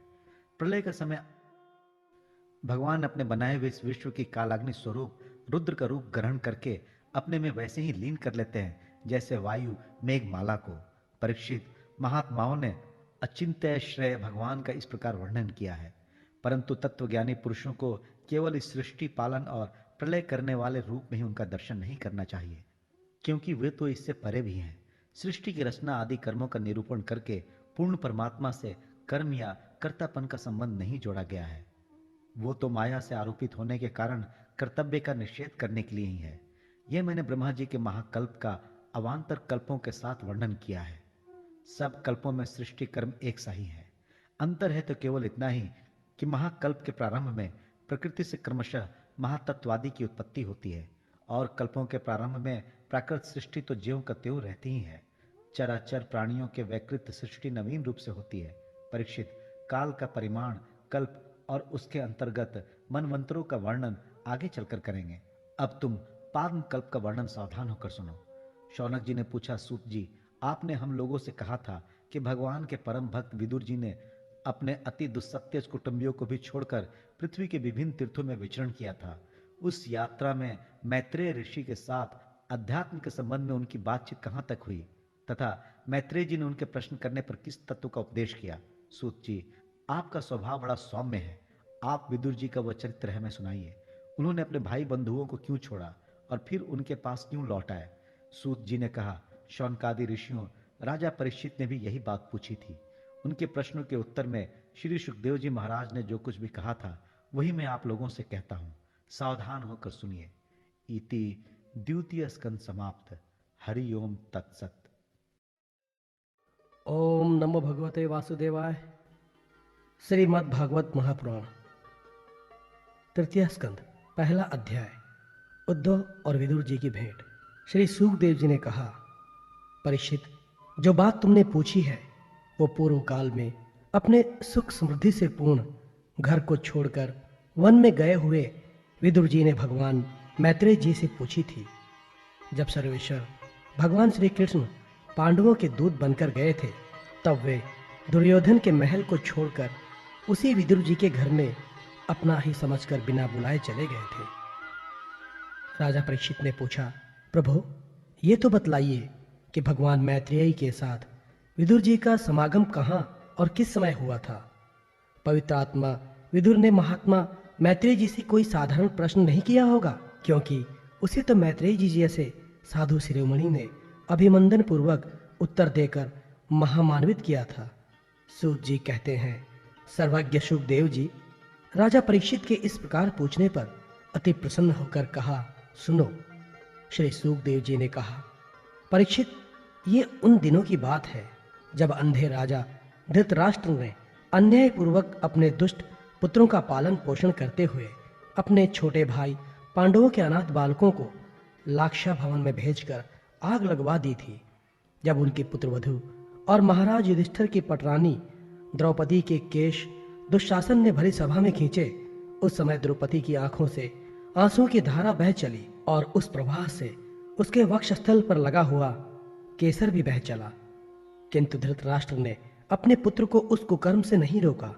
दुर्योधन ने सत्यपरायण और भोले भाले युधिष्ठिर का राज्य जुए में अन्याय से जीत लिया और उन्हें वन में निकाल दिया। किंतु वन से लौटने पर प्रतिज्ञा अनुसार जब उन्होंने न्यायोचित पैतृक भाग मांगा, तब भी मोहवश उन्होंने अज्ञात शत्रु युधिष्ठिर को उनका हिस्सा नहीं दिया। महाराज युधिष्ठिर के भेजने पर जब जगत गुरु भगवान श्री कृष्ण कौरवों की सभा में हित भरे सुमधुर वचन कहे, तो श्री भीष्मादि सज्जनों को अमृत से लगे, पर कुरुराज ने उनके कथन को कुछ भी आदर नहीं दिया। देते कैसे, उनके तो सारे पुण्य नष्ट हो चुके थे। फिर जब सलाह के लिए विदुर जी को बुलाया गया, तब मंत्रियों में श्रेष्ठ विदुर जी ने राजभवन में जाकर बड़े भाई धृतराष्ट्र के पूछने पर उन्हें वो सम्मति दी जिसे नीति शास्त्र के जानने वाले पुरुष विदुर नीति कहते हैं। उन्होंने कहा, महाराज, आप अज्ञात शत्रु महात्मा युधिष्ठिर को उनका हिस्सा दे दीजिए। वे अपने ना सहने योग्य अपराध को भी सह रहे हैं। भीम रूप काले नाग से तो आप भी बहुत डरते हैं। देखिए, वो अपने छोटे भाइयों सहित बदला लेने के लिए बड़े क्रोध से फुफकारे मार रहा है।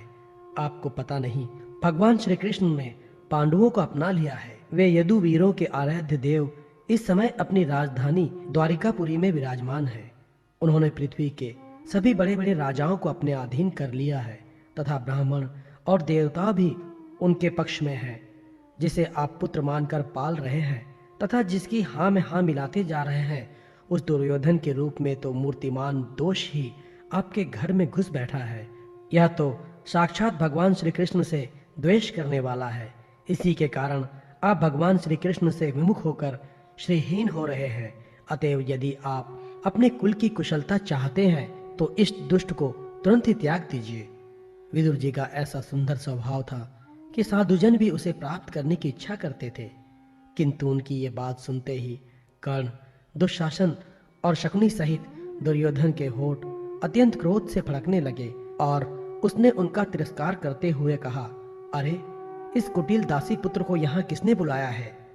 ये जिनके टुकड़े खा खा कर जीता है, उन्हीं के प्रतिकूल होकर शत्रु का काम बनाना चाहता है। इसके प्राण तो मत लो, परंतु इसे हमारे नगर से दूर बाहर निकाल दो। भाई के सामने ही कानों में बाण के समान लगने वाले इन अत्यंत कठोर वचनों से मर्महत होकर भी विदुर जी ने कुछ बुरा न माना और भगवान की माया को प्रबल समझकर अपना धनुष राजद्वार पर रख वे हस्तिनापुर से चल दिए। कौरवों को विदुर जैसा महात्मा बड़े पुण्य से प्राप्त हुए थे। वे हस्तिनापुर से चलकर पुण्य करने की इच्छा से भूमंडल में तीर्थपाद भगवान के क्षेत्र में विचरने लगे, जहाँ श्री हरि, ब्रह्मा, रुद्र, अनंत आदि अनेकों मूर्तियों के रूप में विराजमान है।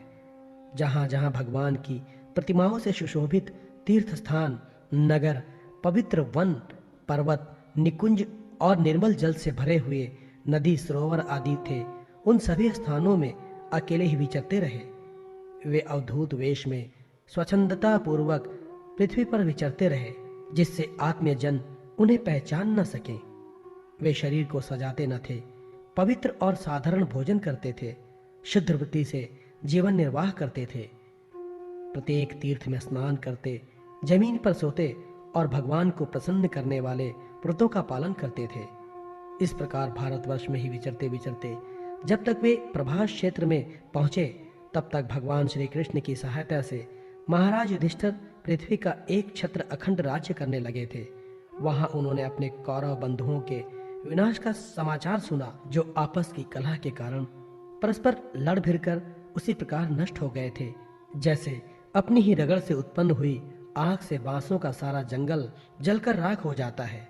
ये सुनकर वे शोक करते हुए चुपचाप सरस्वती के तीर पर आए। वहां उन्होंने त्रित, उष्णा, मनु, पथु, अग्नि, असित, वायु, सुदास, गौ, गुह और श्रद्धदेव के नामों से प्रसिद्ध 11 तीर्थों का सेवन किया।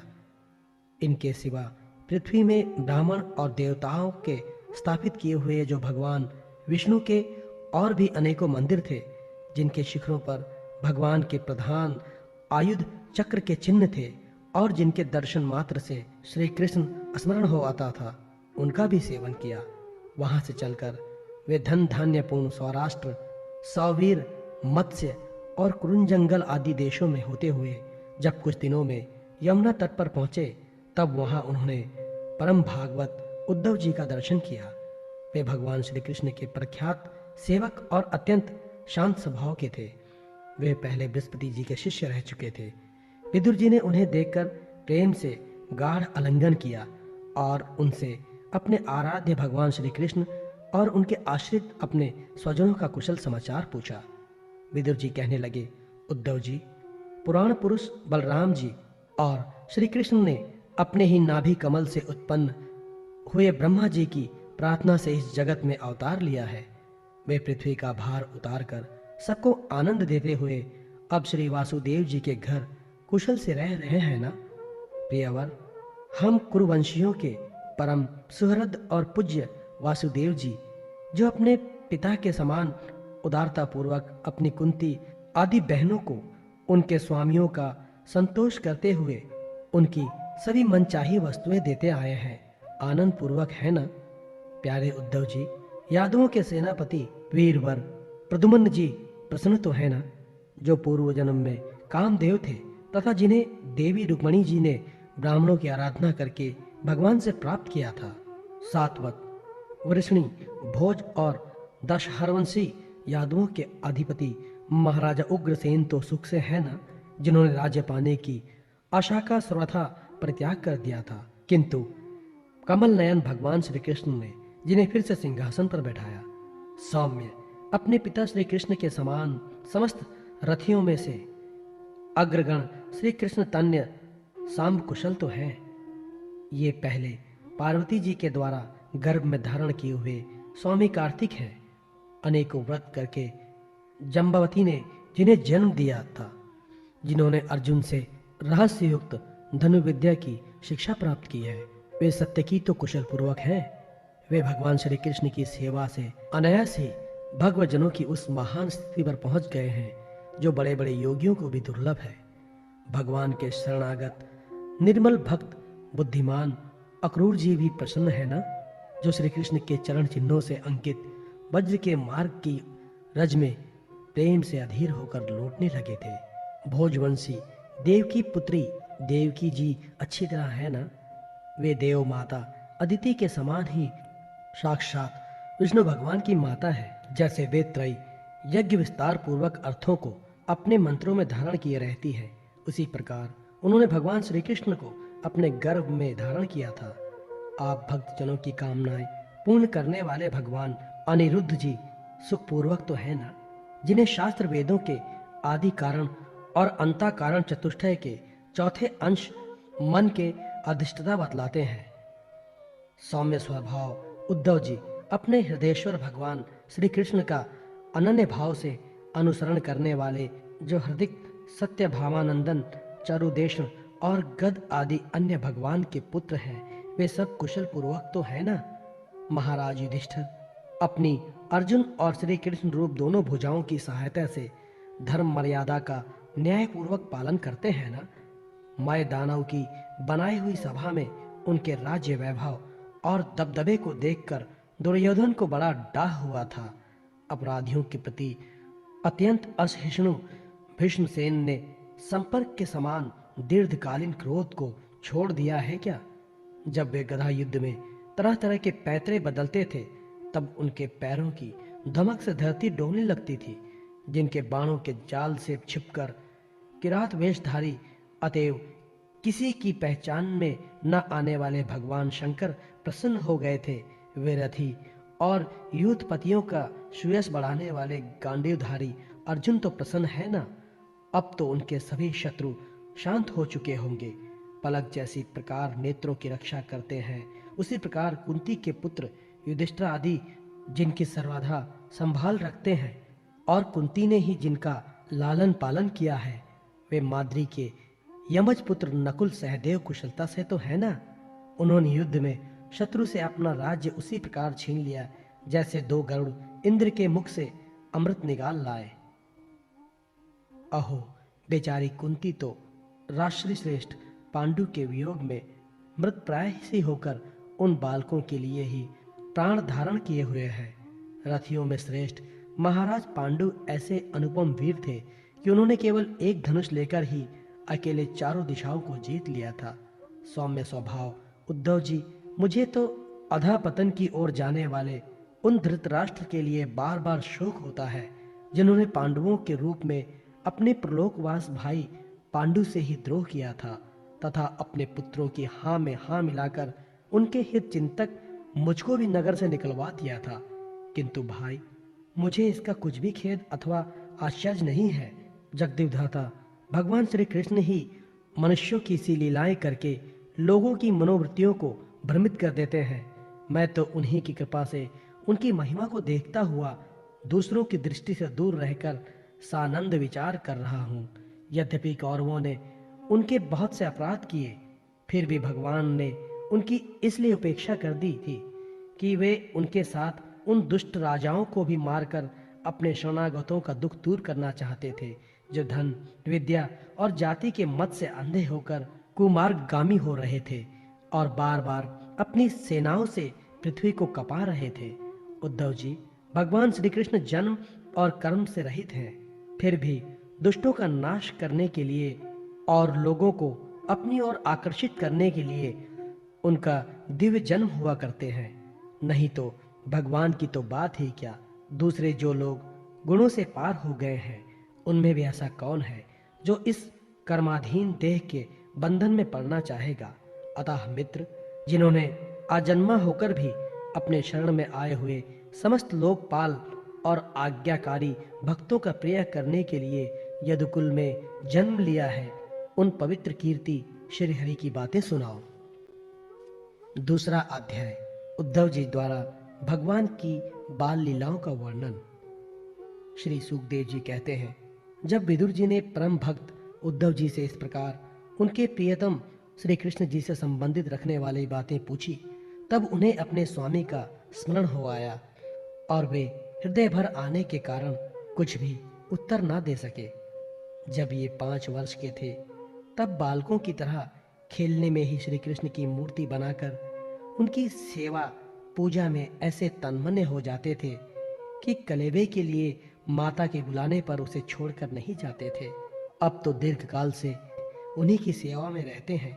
ये बूढ़े हो चले हैं, अतः विदुर जी के पूछने से उन्हें अपने प्यारे प्रभु के चरण कमलों का स्मरण हो आया। उनका चित्त विरह से व्याकुल हो गया, फिर वे कैसे उत्तर दे सकते थे। उद्धव जी श्री कृष्ण के चरणारविंद मकरंद सुधा से सरोवर होकर 2 घड़ी तक कुछ भी नहीं बोल सके। तीव्र भक्ति योग से उसमें डूबकर वे आनंद मग्न हो गए। उनके सारे शरीर में रोमांच हो आया तथा मुंदे हुए नेत्रों से प्रेम के आंसुओं की धारा बहने लगी। उद्धव जी को इस प्रकार प्रेम प्रवाह डूबे हुए देखकर विदुर जी ने उन्हें कृतकृत्य माना। कुछ समय बाद जब उद्धव जी भगवान के प्रेमाधाम से उतरकर पुनः धीरे धीरे संसार में आए, तब अपने नेत्रों को पोंछकर भगवत लीलाओं का स्मरण हो आने से विस्मित हो विदुर जी इस प्रकार कहने लगे। उद्धव जी बोले, विदुर जी, श्री कृष्ण रूप सूर्य के छिप जाने से हमारे घरों को काल रूप अजगर ने खा डाला है। वे श्रीहीन हो गए हैं। अब मैं उनकी क्या कुशलता सुनाऊं। ओह, ये मनुष्य लोग बड़ा ही अभागा है। इसमें भी यादव तो नितांत भाग्यहीन है जिन्होंने निरंतर श्री कृष्ण के साथ रहते हुए भी उन्हें नहीं पहचाना। जिस तरह अमृतमय चंद्रमा के समुद्र में रहते समय मछलियां उन्हें नहीं पहचान सकी थी, यादव लोग मन के भाव को ताड़ने वाले बड़े समझदार और भगवान के साथ एक ही स्थान में रहकर क्रीड़ा करने वाले थे।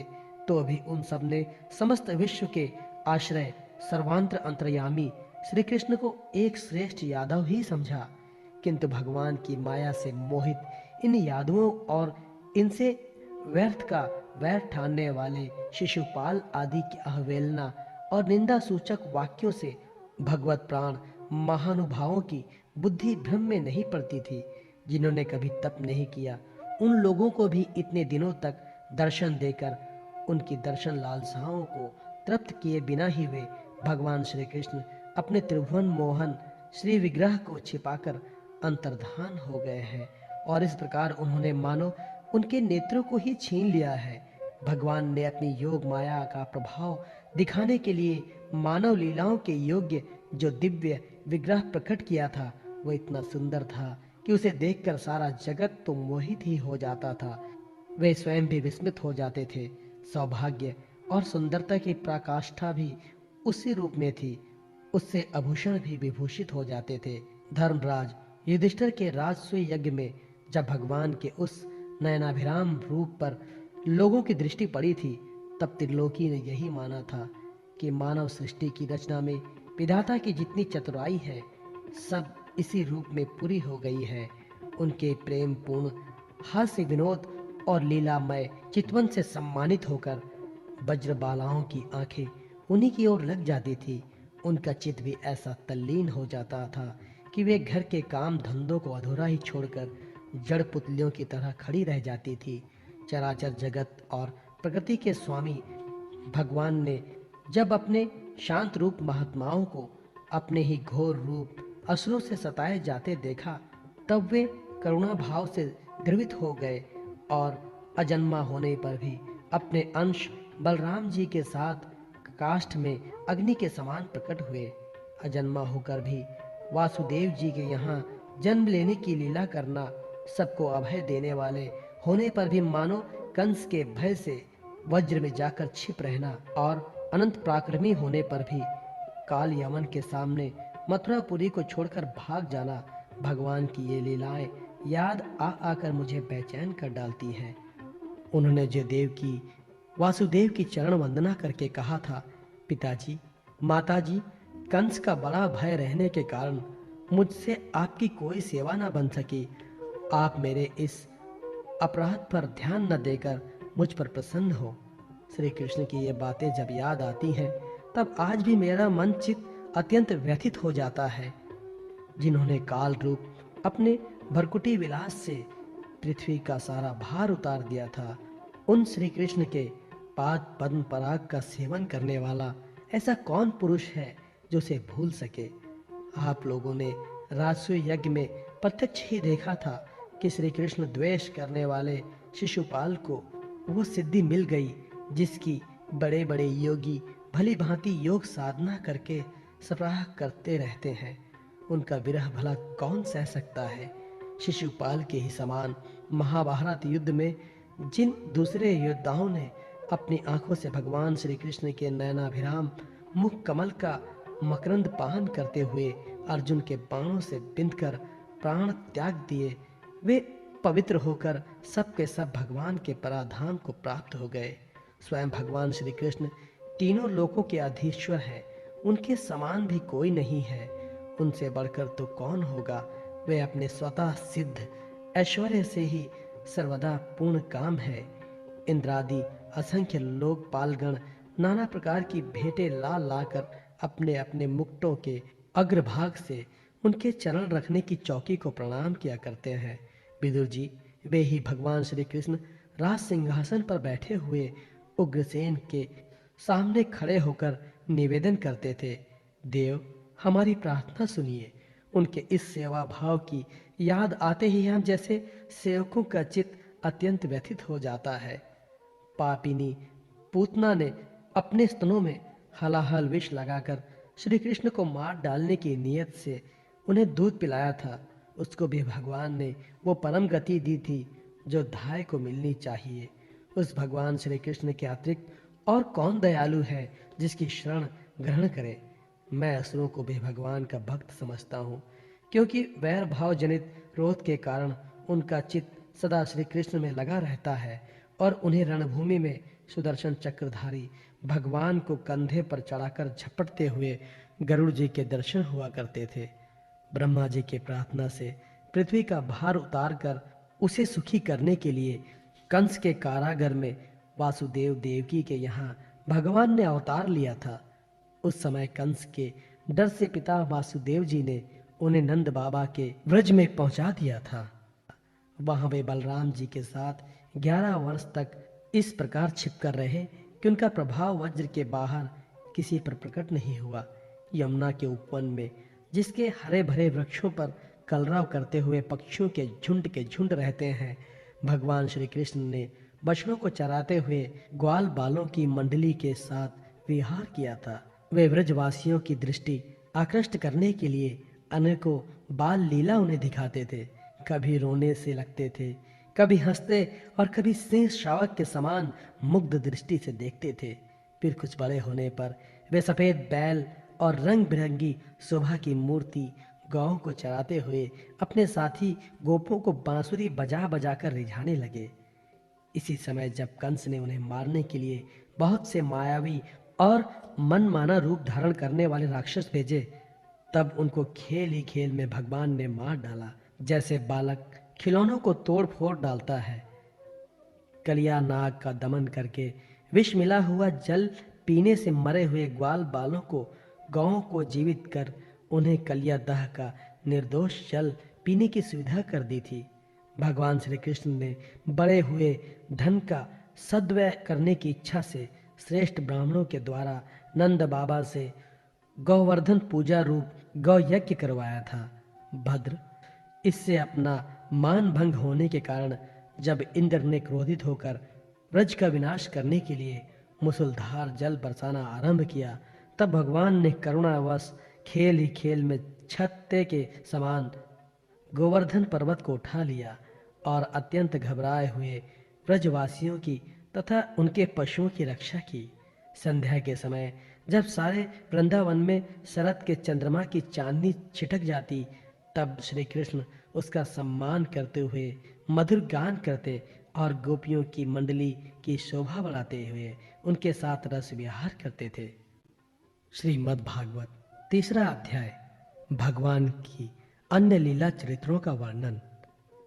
उद्धव जी कहते हैं, इसके बाद श्री कृष्ण अपने माता पिता देवकी वासुदेव को सुख पहुंचाने की इच्छा से बलदेव जी के साथ मथुरा पधारे और उन्होंने शत्रु समुदाय के स्वामी कंस को ऊंचे सिंहासन से नीचे पटककर तथा उसके प्राण लेकर उसकी लाश को बड़े जोर से पृथ्वी पर घसीटा। सांदीपनी मुनि के द्वारा एक बार उच्चारण किए हुए संगोपांग वेद का अध्ययन करके दक्षिणा स्वरूप उनके मरे हुए पुत्र को पांचजन्य नामक राक्षस के पेट से लाकर दे दिया। भीष्मक नंदिनी रुक्मणी के सौंदर्य से अथवा रुक्मी के बुलाने से जो शिशुपाल और उसके सहायक वहां आए हुए थे, उनके सिर पर पैर रखकर गांधर्व विधि के द्वारा विवाह करने के लिए अपनी नित्य संगिनी रुक्मणी को वे वैसे ही हरण कर लाए जैसे गरुड़ अमृत कलश को ले आए थे। स्वयंवर में 7 बिना नथे हुए बैलों को नाथ कर नागनजिति से विवाह किया। इस प्रकार मान भंग हो जाने पर मूर्ख राजाओं ने शस्त्र उठाकर राजकुमारी को छीनना चाहा। तब भगवान श्री कृष्ण ने स्वयं बिना घायल हुए अपने शस्त्रों से उन्हें मार डाला। भगवान विषयी पुरुषों की सी लीला करते हुए अपनी प्राण प्रिया सत्यभामा को प्रसन्न करने की इच्छा से उनके लिए स्वर्ग से कल्प वृक्ष उखाड़ लाए। उस समय इंद्र ने क्रोध से अंधे होकर अपने सैनिकों सहित उन पर आक्रमण कर दिया, क्योंकि वो निश्चय ही अपनी स्त्रियों का कीड़ा मृग बना हुआ था।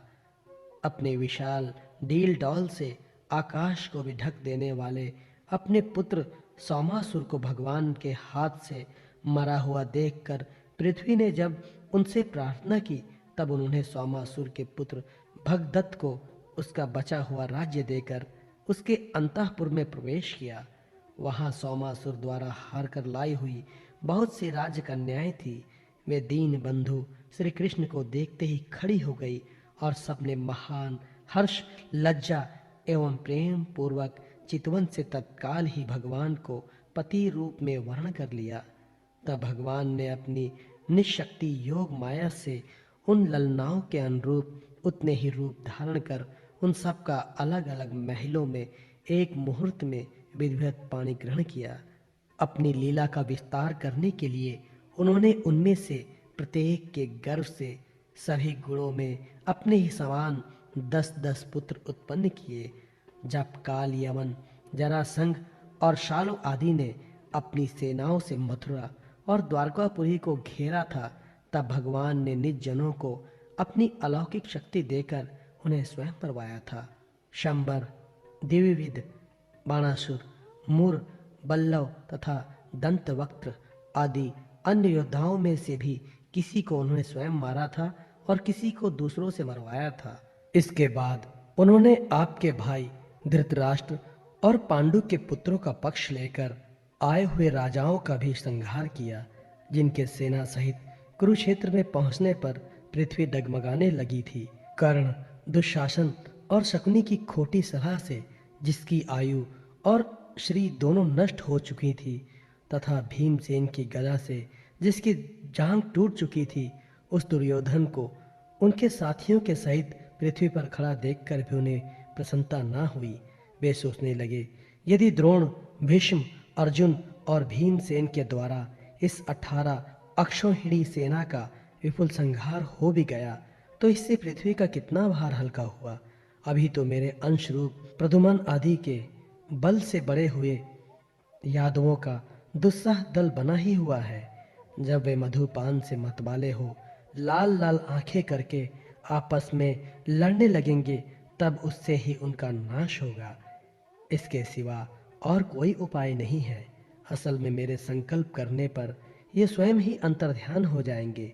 यूं सोचकर भगवान ने युधिष्ठिर को अपनी पैतृक राजगद्दी पर बिठाया और अपने सभी सगे संबंधियों को सत्पुरुषों का मार्ग दिखाकर आनंदित किया। उत्तरा के उदर में जो अभिमन्यु ने पुरुवंश का बीज स्थापित किया था, वो भी अश्वत्थामा के ब्रह्म रूप से नष्ट हो चुका था, किंतु भगवान ने उसे बचा लिया। उन्होंने धर्मराज युधिष्ठिर से 3 अश्वमेघ यज्ञ करवाए और वे श्री कृष्ण के अनुगामी होकर अपने छोटे भाइयों की सहायता से पृथ्वी की रक्षा करते हुए बड़े आनंद से रहने लगे। विश्व आत्मा श्री भगवान भी द्वारिका में रहकर लोक और वेद की मर्यादा का पालन करते हुए सब प्रकार के भोग भोगे, किंतु संख्या योग की स्थापना करने के लिए उनमें अभी आसक्त नहीं हुआ। मधुर मुस्कान, स्नेहमयी चितवन, सुधामयी वाणी, निर्मल चरित्र तथा समस्त शोभा और सुंदरता के निवास अपने श्री विग्रह से लोक परलोक और वैशस्त्या यादवों को आनंदित किया तथा रात्रि में अपनी प्रियाओं के साथ क्षणिक अनुराग युक्त होकर सामयोचित विहार किया तथा इस प्रकार उन्हें भी सुख दिया। इस तरह बहुत वर्षों तक विहार करते करते उन्हें ग्रस्त आश्रम संबंधी भोग सामग्रियों से वैराग्य हो गया। ये भोग सामग्रियां ईश्वर के अधीन है और जीव भी उन्हीं के अधीन है। जब योगेश्वर भगवान श्री कृष्ण को ही उनसे वैराग्य हो गया, तब भक्ति योग के द्वारा उनका अनुगमन करने वाला भक्त उन पर विश्वास कैसे करेगा। एक बार द्वारिकापुरी में खेलते हुए यदुवंशी और भोजवंशी बालकों ने खेल खेल में कुछ मुनीश्वरों को चढ़ा दिया। तब यादव कुल का नाश ही भगवान को अभिष्ट है, ये समझकर उन ऋषियों ने बालकों को शाप दे दिया। इससे कुछ ही महीने बाद भाविवश वृष्णि, भोज और अंधकवंशी यादव बड़े हर्ष से रथों पर चढ़कर प्रभास क्षेत्र को गए। वहां स्नान करके उन्होंने उस तीर्थ के जल से पितर, देवता और ऋषियों का तर्पण किया तथा ब्राह्मणों को श्रेष्ठ गौएं दी। उन्होंने सोना, चांदी, शैया, वस्त्र, मृगचर्म, कंबल, पालकी, रथ, हाथी, कन्याएं और ऐसी भूमि जिससे जीविका चल सके तथा नाना प्रकार के सरस अन्न भी भगवद अर्पण करके ब्राह्मणों को दिए। इसके पश्चात गौ और ब्राह्मणों के लिए प्राण धारण करने वाले उन वीरों ने पृथ्वी पर सिर टेक कर उन्हें प्रणाम किया। चौथा अध्याय। उद्धव जी से विदा होकर विदुर जी का मैत्रेय ऋषि के पास जाना। उद्धव जी ने कहा, फिर ब्राह्मणों की आज्ञा पाकर यादवों ने भोजन किया और वरुणी मदिरा पी। उससे उनका ज्ञान नष्ट हो गया और वे दुर्वचनों से एक दूसरे के हृदय को चोट पहुंचाने लगे। मदिरा के नशे से उनकी बुद्धि बिगड़ गई और जैसे आपस की रगड़ से बांसों में आग लग जाती है, उसी प्रकार सूर्यास्त होते होते उनमें मार काट होने लगी। भगवान अपनी माया की उस विचित्र गति को देखकर सरस्वती के जल से आचमन करके एक वृक्ष के नीचे बैठ गए। इससे पहले ही शरणागतों का दुख दूर करने वाले भगवान श्री कृष्ण ने अपने कुल का संहार करने की इच्छा होने पर मुझसे कह दिया था कि तुम बद्रिकाश्रम चले जाओ। विदुर जी, इससे यद्यपि मैं उनका आशय समझ गया था, तो भी स्वामी के चरणों का वियोग न सह सकने के कारण मैं उनके पीछे पीछे प्रभास क्षेत्र में पहुंच गया। वहां मैंने देखा कि जो सबके आश्रय हैं किंतु जिनका कोई आश्रय नहीं है, वे प्रियतम प्रभु शोभाधाम श्याम सुंदर सरस्वती के तट पर अकेले ही बैठे हैं। दिव्य विशुद्ध सत्वमय अत्यंत सुंदर श्याम शरीर है, शांति से भरी रत्नारी आंखें हैं। उनकी चार भुजाएं और रेशमी पीतांबर देखकर मैंने उनको दूर से ही पहचान लिया। वे एक पीपल के छोटे से वृक्ष का सहारा लेकर बाईं जांग पर दायां चरण कमल रखे बैठे थे। भोजन पान का त्याग कर देने पर भी वे आनंद से प्रफुल्लित हो रहे थे। इसी समय व्यास जी के प्रिय मित्र परम भगवान सिद्ध मैत्रेय जी लोकों में स्वच्छंद विचारते हुए वहां आ पहुंचे। मैत्रेय मुनि भगवान के अनुरागी भक्त हैं। आनंद और भक्ति भाव से उनकी गर्दन झुक रही थी। उनके सामने ही श्री हरि प्रेम एवं मुस्कान युक्त चितवन से मुझे आनंदित करते हुए कहा। श्री भगवान कहने लगे, मैं तुम्हारी आंतरिक अभिलाषा जानता हूँ, इसलिए मैं तुम्हें वो साधन देता हूँ जो दूसरों के लिए अत्यंत दुर्लभ है। उद्धव, तुम पूर्व जन्म में वसु थे। विश्व की रचना करने वाले प्रजापतियों और वसुओं के यज्ञ में मुझे पाने की इच्छा से तुमने मेरी आराधना की थी। साधु स्वभाव उद्धव, संसार में तुम्हारा ये अंतिम जन्म है, क्योंकि इसमें तुमने मेरा अनुग्रह प्राप्त कर लिया है। अब मैं मृत्युलोक को छोड़कर अपने धाम में जाना चाहता हूँ। इस समय यहाँ एकांत में तुमने अपनी अनन्य भक्ति के कारण ही मेरा दर्शन पाया है। ये बड़े सौभाग्य की बात है। पूर्व काल में पद्म कल्प के आरंभ में मैंने अपने नाभि कमल पर बैठे हुए ब्रह्मा को अपनी महिमा के प्रकट करने वाले जिस श्रेष्ठ ज्ञान का उपदेश किया था और जिसे विवेकी लोग भगवत कहते हैं, वही मैं तुम्हें देता हूँ। विदुर जी, मुझ पर तो प्रतिक्षण उन परम पुरुष की कृपा बरसा करती थी। उस समय उनके इस प्रकार आदर पूर्वक कहने से स्नेहवश मुझे रोमांच हो आया। मेरी वाणी गदगद हो गई और नेत्रों से आंसुओं की धारा बहने लगी। उस समय मैंने हाथ जोड़कर उनसे कहा, स्वामिन, आपके चरण कमलों की सेवा करने वाले पुरुषों को इस संसार में अर्थ, धर्म, काम, मोक्ष, इन चारों में से कोई भी पदार्थ दुर्लभ नहीं है। तथापि मुझे उनमें से किसी की इच्छा नहीं है। मैं तो केवल आपकी चरण कमलों की सेवा के लिए ही लालायत रहता हूँ। प्रभु, आप निष्प्रह होकर भी कर्म करते हैं, अजन्मा होकर भी जन्म लेते हैं, काल रूप होकर भी शत्रु के डर से भागते हैं और द्वारका के किले में जाकर छिप रहते हैं, तथा स्वात्मा राम होकर भी 16,000 स्त्रियों के साथ रमण करते हैं। इन विचित्र चरित्रों को देखकर विद्वानों की बुद्धि भी चक्कर में पड़ जाती है। देव, आपका स्वरूप ज्ञान सर्वथा अबाध और अखंड है, फिर भी आप सलाह लेने के लिए मुझे बुलाकर जो भोले मनुष्यों की तरह बड़ी सावधानी से मेरी सम्मति पूछा करते हैं। प्रभु, आपकी वो लीला मेरे मन को मोहित सा कर देती है। स्वामिन, आपने स्वरूप का गढ़ रहस्य प्रकट करने वाला जो श्रेष्ठ एवं समग्र ज्ञान आपने ब्रह्मा जी को बतलाया था, वह यदि मेरे समझने योग्य है तो मुझे भी सुनाइए, जिससे मैं भी इस संसार दुख को सुगमता से पार कर जाऊं। जब मैंने इस प्रकार अपने हृदय का भाव निवेदित किया, तब परम पुरुष कमल नयन भगवान श्री कृष्ण ने मुझे अपने स्वरूप की परम स्थिति का उद्देश्य दिया। इस प्रकार पूज्यपाद गुरु श्री कृष्ण से आत्म तत्व की उपलब्धि का साधन सुनकर तथा उन प्रभु के चरणों की वंदना और परिक्रमा करके मैं यहाँ आया हूँ। इस समय उनके विरह से मेरा चित्त अत्यंत व्याकुल हो रहा है। विदुर जी, पहले तो उनके दर्शन पाकर मुझे आनंद हुआ था, किंतु अब तो मेरे हृदय को उनकी विरह व्यथा अत्यंत पीड़ित कर रही है। अब मैं उनके प्रिय क्षेत्र बद्री आश्रम को जा रहा हूँ। वहां भगवान श्री नारायण और नर, ये दोनों ऋषि लोगों पर अनुग्रह करने के लिए दीर्घकालीन सौम्य, दूसरों को सुख पहुंचाने वाली एवं कठिन तपस्या कर रहे हैं।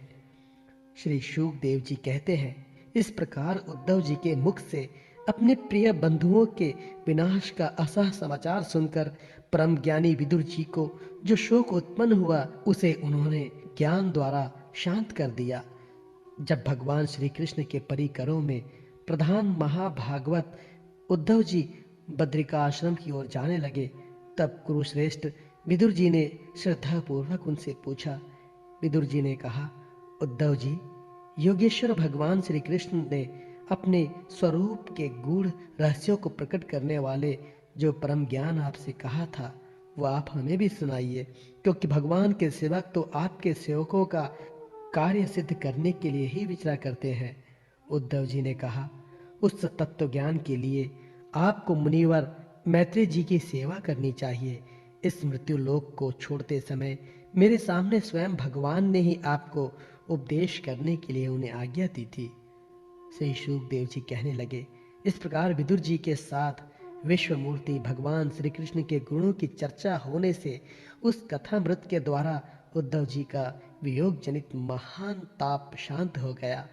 यमुना जी के तीर पर उनकी वो रात्रि एक क्षण के समान बीत गई। फिर प्रातः काल होते ही वे वहां से चल दिए। राजा परीक्षित ने पूछा, भगवान, वृष्णिकुल और भोजवंश के सभी रथी और यूथपतियों के भी यूथपति नष्ट हो गए थे। यहाँ तक कि त्रिलोकीनाथ श्री हरि को भी अपना वो रूप छोड़ना पड़ा था। फिर सबके मुखिया उद्धव जी ही कैसे बचे रहे? श्री सुखदेव जी ने कहा, जिनकी इच्छा कभी व्यर्थ नहीं होती, उन श्री हरि ने ब्राह्मणों के श्राप रूप काल के बहाने अपने कुल का संहार कर अपने श्री विग्रह को त्यागते समय विचार किया। अब इस लोक से मेरे चले जाने पर स्वयं श्रोमणी उद्धव ही मेरे ज्ञान को ग्रहण करने के सच्चे अधिकारी हैं। उद्धव मुझसे अणुमात्र भी कम नहीं है, क्योंकि वे आत्मजयी हैं, विषयों से कभी विचलित नहीं हुए। अतः लोगों को मेरे ज्ञान की शिक्षा देते हुए वे यहीं रहे। वेदों के मूल कारण जगत गुरु श्री कृष्ण के इस प्रकार आज्ञा देने पर उद्धव जी बद्रिकाश्रम में जाकर समाधि योग द्वारा श्री हरि की आराधना करने लगे। कुरुक्षेत्र परीक्षित परमात्मा श्री कृष्ण ने लीला से ही अपना श्री विग्रह प्रकट किया था और लीला से ही उसे अंतर्ध्यान कर दिया। उनका वो अंतर्धान होना भी धीर पुरुषों का उत्साह बढ़ाने वाला तथा दूसरे पशु तुल्य अधीर पुरुषों के लिए अत्यंत दुष्कर था। परम भगवान उद्धव जी के मुख से उनके प्रशंसनीय कर्म और इस प्रकार अंतर्धान होने का समाचार पाकर तथा ये जानकर कि भगवान ने परम धाम जाते समय मुझे भी स्मरण किया था, विदुर जी उद्धव जी के चले जाने पर प्रेम से विहाल होकर रोने लगे। उसके पश्चात सिद्ध शिरोमणि विदुर जी यमुना तट से चलकर कुछ दिनों में गंगा जी के किनारे जा पहुंचे, जहां श्री मैत्रेय जी रहते थे। 5वां अध्याय, विदुर जी का प्रश्न और मैत्रेय जी का सृष्टि क्रम वर्णन।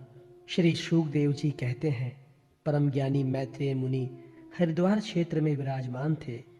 भगवत भक्ति से शुद्ध हुए हृदय वाले विदुर जी उनके पास जा पहुंचे और उनके साधु स्वभाव से अप्यायित होकर उन्होंने पूछा।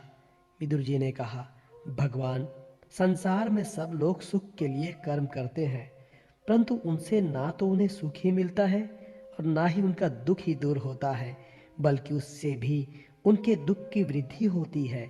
अतः इस विषय में क्या करना उचित है, यह आप मुझे कृपा करके बतलाइए। जो लोग दुर्भाग्यवश भगवान श्री कृष्ण से विमुख, अधर्म परायण और अत्यंत दुखी हैं, उन पर कृपा करने के लिए ही आप जैसे भाग्यशाली भगवत भक्त संसार में विचरा करते हैं।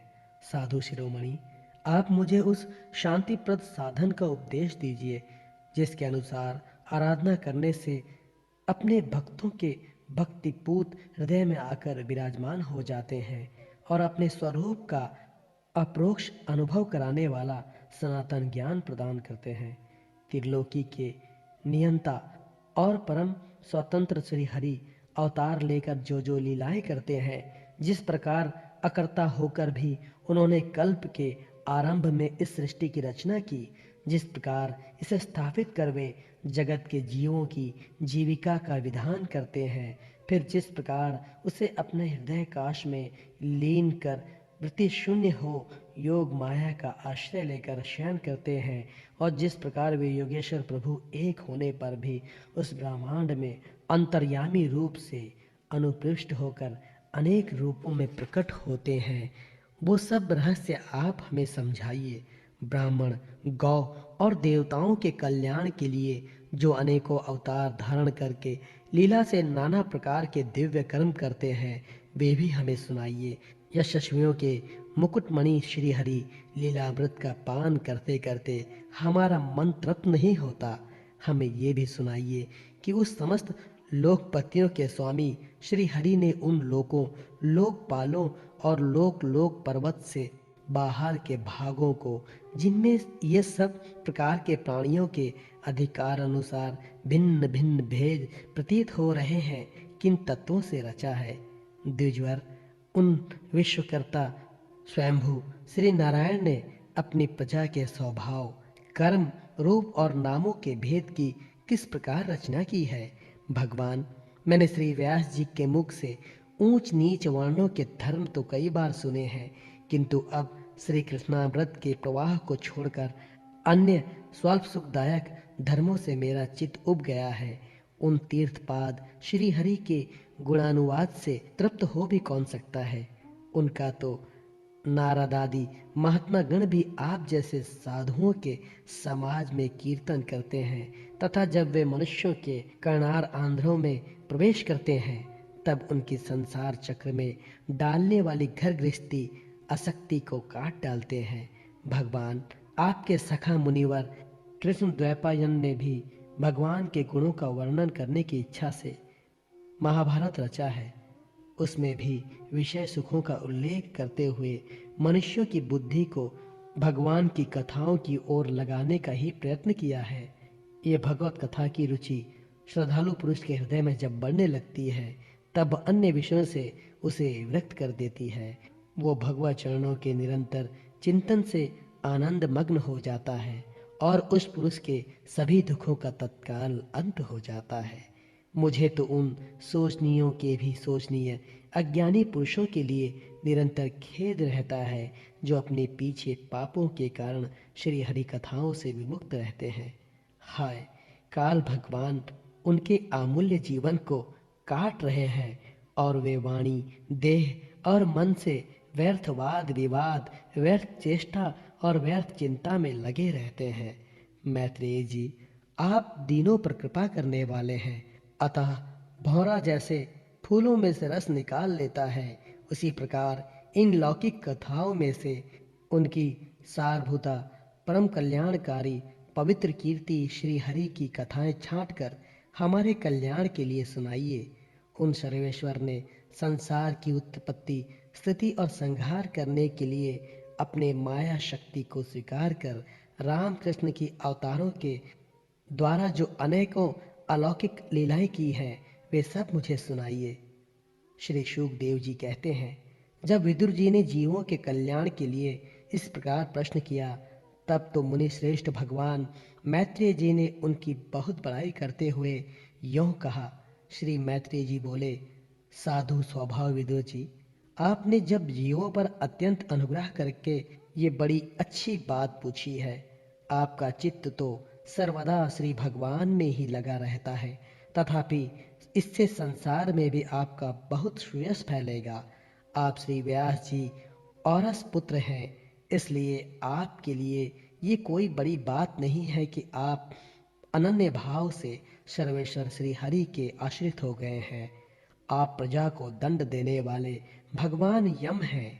मांडव ऋषि का शाप होने के कारण ही आपने श्री व्यास जी के वीर से उनके भाई विचित्र वीर की भोग पत्नी दासी के गर्भ से जन्म लिया है।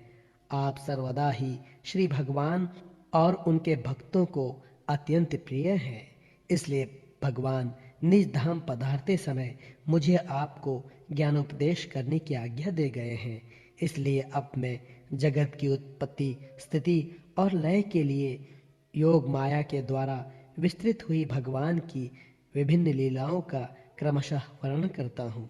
सृष्टि रचना के पूर्व समस्त आत्माओं के आत्मा एक पूर्ण परमात्मा थे। न दृष्टा था न दृश्य। सृष्टि काल में अनेक वृत्तियों के भेद से जो अनेकता दिखाई पड़ती है वो भी वही थे, क्योंकि उनकी इच्छा अकेले रहने की थी। वे ही दृष्टा होकर देखने लगे, परंतु उन्हें दृश्य दिखाई नहीं पड़ा, क्योंकि उस समय वे ही अद्वितीय रूप से प्रकाशित हो रहे थे। ऐसी अवस्था में वे अपने को असत के समान समझने लगे। वस्तुतः वे असत नहीं थे, क्योंकि उनकी शक्तियां ही सोई थी, उनके ज्ञान का लोप नहीं हुआ था। ये दृष्टा और दृश्य का अनुसंधान करने वाली शक्ति है, कार्य कारण रूपा माया है। महाभाग विदुर जी, इस भावाभाव रूप अनिर्वचनीय माया के द्वारा ही भगवान ने इस विश्व का निर्माण किया है। काल शक्ति से जब ये त्रिगुणयामी माया शोक को प्राप्त हुई, तब उन इंद्रियातीत चिन्मय परमात्मा ने अपने अंश पुरुष रूप में उसमें चिदाभास रूप बीज स्थापित किए। तब काल की प्रेरणा से उस अव्यक्त माया से महातत्व प्रकट हुआ। वो मिथ्या अज्ञान का नाशक होने के कारण विज्ञान स्वरूप और अपने में सूक्ष्म रूप से स्थित प्रपंच की अभिव्यक्ति करने वाला था। फिर चिदाभास गुण और काल के अधीन उस महातत्व ने भगवान की दृष्टि पड़ने पर उस विश्व की रचना के लिए अपना रूपांतर किया। महातत्व के विकृत होने पर अहंकार की उत्पत्ति हुई, जो कार्य कारण और कर्ता रूप में होने के कारण भूत, इंद्रिय और मन का कारण है। वो अहंकार वैकारिक, तेजस और तामस भेद से 3 प्रकार का है। अतः अहं तत्व में विकार होने पर वैकारिक अहंकार से मन और तन से विषयों का ज्ञान होता है। वे इंद्रियों के अधिष्ठता देवता हुए। तेजस अहंकार से ज्ञानेंद्रियां और कामेंद्रियां हुई तथा तामस अहंकार से सूक्ष्म भूतों का कारण शब्द तन्मात्र हुआ और उससे दृष्टांत रूप से आत्मा का बोध करने वाला आकाश उत्पन्न हुआ। भगवान की दृष्टि जब आकाश पर पड़ी तब उससे फिर काल, माया और चिदाभास के योग से स्पर्श तन्मात्र हुआ और उसके विकृत होने पर उससे वायु की उत्पत्ति हुई। अत्यंत बलवान वायु ने आकाश के सहित विकृत होकर रूपंत मात्र की रचना की और उससे संसार का प्रकाशक तेज उत्पन्न हुआ। फिर परमात्मा की दृष्टि पड़ने पर वायु युक्त तेज ने काल, माया और चिदंश के योग से विकृत होकर रस तंत्र मात्र के कार्य जल को उत्पन्न किया। तदांतर तेज से युक्त जल ने ब्रह्मा के दृष्टिपात होने पर काल, माया और चिदंश के योग से गंध गुणयामी पृथ्वी को उत्पन्न किया। विदुर जी, इन आकाश आदि भूतों में से जो जो भूत पीछे उत्पन्न हुए हैं उनमें क्रमशः अपने पूर्व पूर्व भूतों के गुण भी अनुगत समझने चाहिए। ये महातत्ववादी के अभिमानी विकार, विपेक्ष और चेतनांत विशिष्ट देवगण श्री भगवान के ही अंश हैं, किंतु पृथक पृथक रहने के कारण जब वे विश्व रचना रूप अपने कार्य में सफल नहीं हुए तब हाथ जोड़कर भगवान से कहने लगे।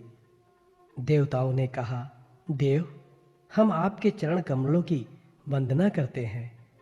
ये आपकी शरण में आए हुए जीवों का ताप दूर करने के लिए छत्र के समान है तथा इनका आश्रय लेने से यतिजन अनंत संसार दुख को सुगमता से ही दूर फेंक देते हैं। जगतकर्ता जगदीश्वर इस संसार में ताप त्रय से व्याकुल रहने के कारण जीवों को जरा भी शांति नहीं मिलती। इसलिए भगवान, हम आपके चरणों की ज्ञानमयी छाया का आश्रय लेते हैं। मुनिजन एकांत स्थान में रहकर आपके मुख कमल का आश्रय लेने वाले वेद मंत्र स्वरूप पक्षियों के द्वारा जिनका अनुसंधान करते रहते हैं तथा जो संपूर्ण पाप नाशिनी नदियों में श्रेष्ठ श्री गंगा जी के उद्गम स्थान है, आपके उन परम पावन पाद पद्मों का हम आश्रय लेते हैं। हम आपके चरण कमलों की उस चौकी का आश्रय ग्रहण करते हैं जिसे भक्तजन श्रद्धा और श्रवण कीर्तन आदि रूप भक्ति से परमार्जित अनंताकरण में धारण करके वैराग्य पुष्ट ज्ञान के द्वारा परम धीर हो जाते हैं। ईश, आप संसार की उत्पत्ति, स्थिति और संहार के लिए ही अवतार लेते हैं, अतः हम सब आपके उन चरण कमलों की शरण लेते हैं जो अपना स्मरण करने वाले भक्त जनों को अभय कर देते हैं। जिन पुरुषों का देह, गेह तथा उनके संबंध रखने वाले अन्य तुच्छ पदार्थों में अहंता, ममता का दृढ़ दुराग्रह है, उनके शरीर में रहने पर भी जो अत्यंत दूर है, उन्हीं आपके चरणार बिंदों को हम भजते हैं। परम यशस्वी परमेश्वर, इंद्रियों के विषय विमुख रहने के कारण जिनका मन सर्वदा बाहर ही भटकता रहता है, वे पामर लोग आपके विलासपूर्ण पाद विन्यास की शोभा के विशेषज्ञ भक्त जनों का दर्शन नहीं कर पाते। इससे वे आपके चरणों से दूर रहते हैं। देव, आपके कथामृत का पान करने से उमड़ी हुई भक्ति के कारण जिनका अंतःकरण निर्मल हो गया है, वे लोग वैराग्य ही जिसका सार है, ऐसा आत्मज्ञान प्राप्त करके अनायास ही आपके वैकुंठ धाम को चले जाते हैं। दूसरे धीर पुरुष चिंता निरोधक रूप समाधि के बल से आपकी बलवती माया को जीतकर आप में ही लीन तो हो जाते हैं, पर उन्हें श्रम बहुत होता है, किंतु आपकी सेवा के मार्ग में कुछ भी कष्ट नहीं है। आदिदेव, आपके सृष्टि रचना की इच्छा से हमें त्रिगुणामय रचा है, इसलिए विभिन्न स्वभाव वाले होने के कारण हम आपसे मिल नहीं पाते और इससे आपकी क्रीड़ा साधन रूप ब्रह्मचंडी रचना करके उसे आपको समर्पित करने में असमर्थ हो रहे हैं। अतः जन रहित भगवान, जिससे हम ब्रह्मांड रचकर आपको सब प्रकार के भोग समय पर समर्पित कर सके और जहाँ स्थित होकर हम भी अपनी यथा योग्य अनुसार अन्न ग्रहण कर सके तथा ये सब जीव भी सब प्रकार की विघ्न बाधाओं से दूर रहकर हम आप दोनों को भोग समर्पित करते हुए अपना अपना अन्न भक्षण कर सके, ऐसा कोई उपाय कीजिए। आप निर्विकार पुराण पुरुष ही अन्य कार्य वर्ग के सहित हम देवताओं के आदि कारण हैं। देव, पहले आप अजन्मा ही ने सत्वादि गुण और जन्मादि कर्मों की करुणा रूपा माया शक्ति में चिदाभास रूप वीर्य स्थापित किया था। परमात्मा देव महातत्ववादी रूप हम देवगण जिस कार्य के लिए उत्पन्न हुए हैं, उसके संबंध में हम क्या करें। देव, हम पर आप ही अनुग्रह करने वाले हैं, इसलिए ब्रह्मांड रचना के लिए आप हमें क्रिया शक्ति के सहित अपनी ज्ञान शक्ति भी प्रदान कीजिए।